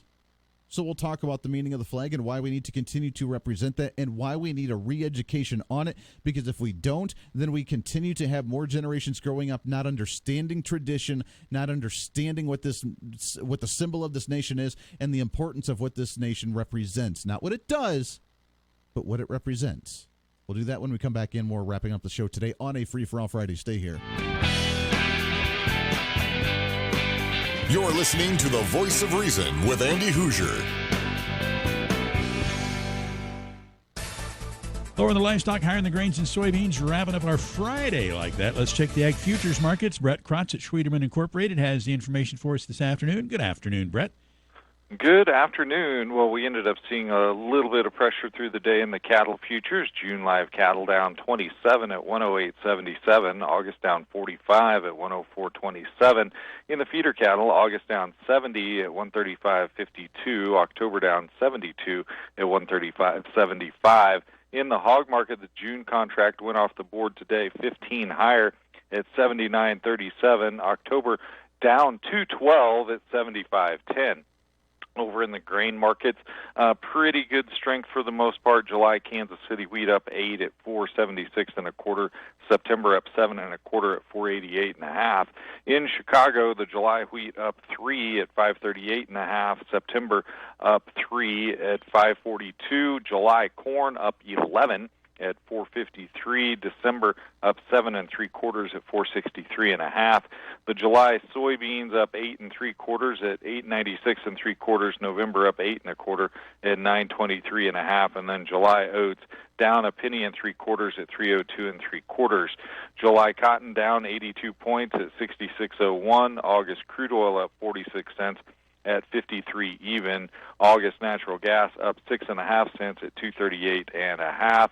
August gold up 30 cents at 13.44 even. July silver down 8 cents at 14.81. The June dollar index sharply higher, up 53 points at 97.53, and the June Dow Jones futures down 12 points at 26,105. And for information on these and the other markets, please call us at Schwederman Incorporated, 1-800-272-9131. Hey, this is Jim Price. There's a lot of crazy in the world today, and sometimes we need to bring it back to common sense. Here's where you can find it. Join me for the Jim Price Show every Saturday evening from 7 to 9. We'll break down the latest in Washington, Topeka, and in Wichita. It's the news you won't get anywhere else. It's the Jim Price Show, Saturday evenings at 7. It's right here on the Big Talker, KQAM. The Jim Price Show, right here on the Big Talker, 1480 AM and 102.5 FM, KQAM. You know, you'll always have a good time when you head down to Champs Bar and Grill on South Seneca. Jason, it's just the place to be. We're really keen this summer. You know, there's a lot of bachelor parties, private events. Guys, we've got everything you need for all your stuff like that. We've got pool tables, 6 of them. We got outside horseshoe pits, plenty of seating outside. It's one of those places you can come, do anything you want, have a great time, great specials every day. 3 to 7 is happy hour. But, Doug, it's just a place to be. Call me, and we'll help you out with your events or anything else you have going on. Find them online at Champs ICT, Champs Bar and Grill on South Seneca, just south of Kellogg. Hi again, everybody. Tony White, Augusta Flight Center. Want to talk about our flight training packages. Private pilot packages starting at just $5,900. Now that'll get you 47.5 hours in the aircraft, 2.5 hours on our flight training device, 45 hours of instruction, also a free headset and a free home study kit. For more information on this and other flight training options, visit our website at iflyaugusta.com, our Facebook page, or you can call us at 316-733-4080. It's Mary from Wildwood Cellars. Our pure elderberry concentrate is especially popular this time of the year, and people ask us what makes ours so much better than the rest, and I have to say it's how we make it, so that none of the good properties of the elderberries are ever lost. Nothing is ever dehydrated, and we add nothing to it. No sugars, syrups, alcohols, additives, or preservatives, just pure concentrated elderberry with less than 1 gram of carb or sugar, so you can take it straight or add it to any juice or drink of your choice. Online at wildwoodsellers.com. If you can't stop listening to talk radio, listen to the best, the Big Talker, KQAM.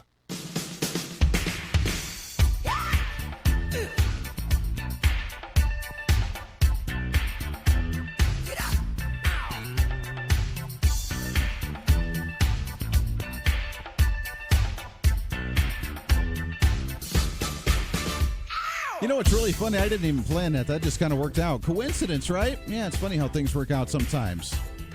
As we live in America. Happy Flag Day. Happy birthday to the President of the United States. We appreciate what he does each and every day. Thank you. And keep up the fight, my friend, day in and day out. But today's kind of a patriotic day. What do you say, right?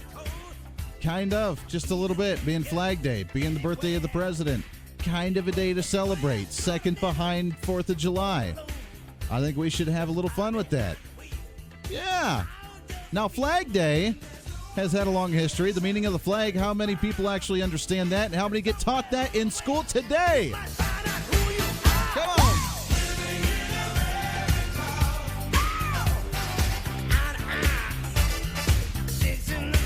I can dig it. You know, back when we actually celebrated, patriotic things and people weren't ashamed to, apologize for the flag each and every day. Welcome in, 316-721-8255. Dave Ramsey coming up here in just a few minutes as we wrap up the show today on a Friday. There's a big week coming up next week for the show, and we'll get to a lot to that as well on a Monday. Here's where it starts. The flag was authorized by Congress on June 14th, this day in 1777, according to the National Flag Day Foundation. This item was the fifth thing on the agenda for that day, and the entry in the Journal for the Continental Congress reads, quote, resolved that the flag of the 13 United States be 13 stripes, alternate red and white, and that the Union be 13 stars, white, in a blue field represented in a new constellation. A Wichita school teacher then in 1885, Bernard John Sigrand, a 19-year-old teacher in a one-room classroom in Wisconsin, placed a 10-inch 38-star flag in an inkwell and had his students write essays on what the flag meant to them on June 14th.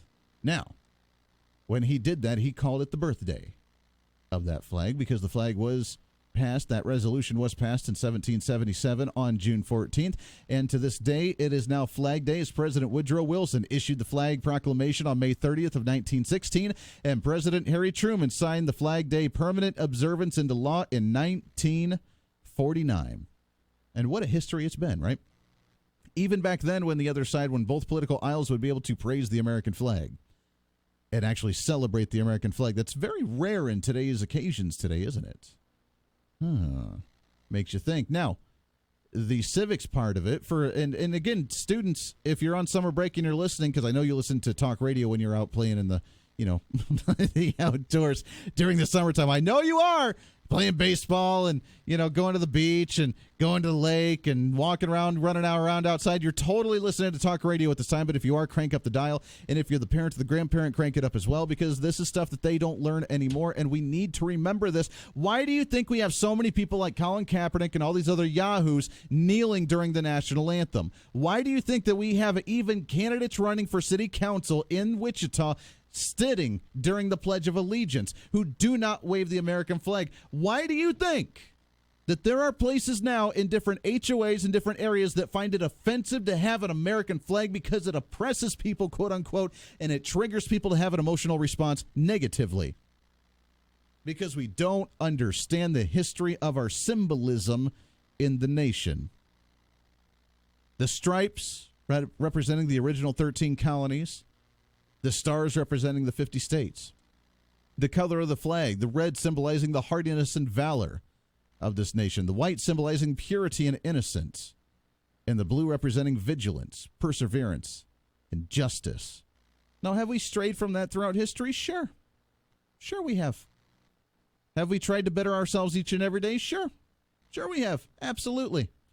Are we a perfect nation? Never. Name one nation that has been perfect, because it's never happened. It's not about what the government does. It's not about what the politicians have done. It's not about what the people have done. It's about the idea, the symbol of what this nation represents. The streets paved with gold, the opportunity for anybody to come here and have a better life, because nowhere else will they get that opportunity. To start a business, to be the entrepreneur, to take care of their family, to grow their family, to build a home, to build a bigger home, to upgrade their home, and all, by the way, ideologically, without the government interfering in their livelihood. Nowadays, we've strayed from that. The pendulum has swung so far to the left, I don't know if we'll ever get back to the way it needs to be and have the pendulum swing back to common sense. But we fight for it each and every day, and we do it under the symbol of the flag. Now, we read a story in the first hour about how now it's apparently unchristian-like to say the Pledge of Allegiance, because you should not pledge to something other than God. And many religious aspects that try and teach that.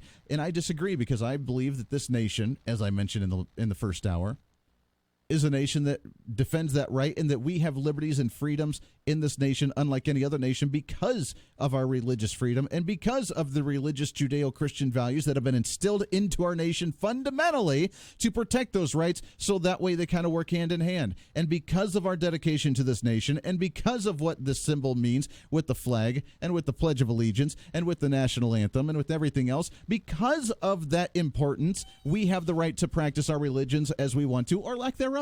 And I don't really care what you believe or don't believe on there. It's up to you. And that's the beauty of our nation.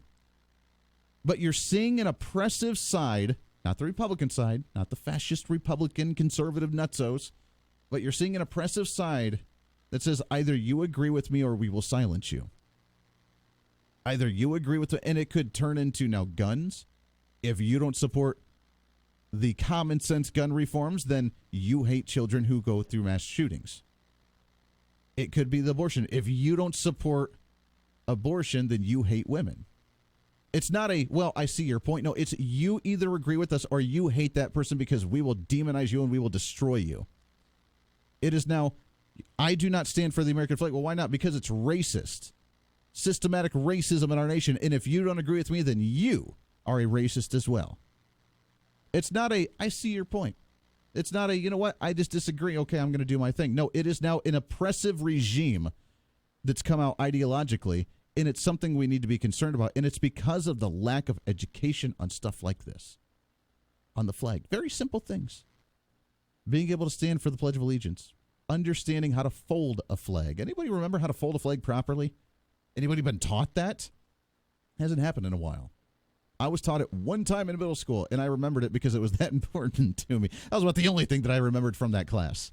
But it was great, because we need to remember those things. Other people, that symbolism, the tradition, the system, kind of going through that grind like that, going through the routine, it really doesn't matter anymore. Times have changed. You don't need to do that. No, order does matter. Tradition does matter, and we need to continue to teach that to young generations so they understand it, value it, cherish it, and defend it as times go on. Because as time goes on and they forget it, they forget exactly what they're fighting for and what they're supposed to like and not like. And that's a scary thought. So happy Flag Day to you. Happy birthday to President Donald Trump. Let's keep on with the patriotism, and happy Father's Day to all the fathers out there as well. Man, it's going to be a great weekend. For everybody else, we'll see you back here on Monday. This is your show. It's time to speak up, speak out, speak loud, speak proud, speak the truth, and always speak some reason. This is The Voice of Reason on KQAM. Have a great weekend.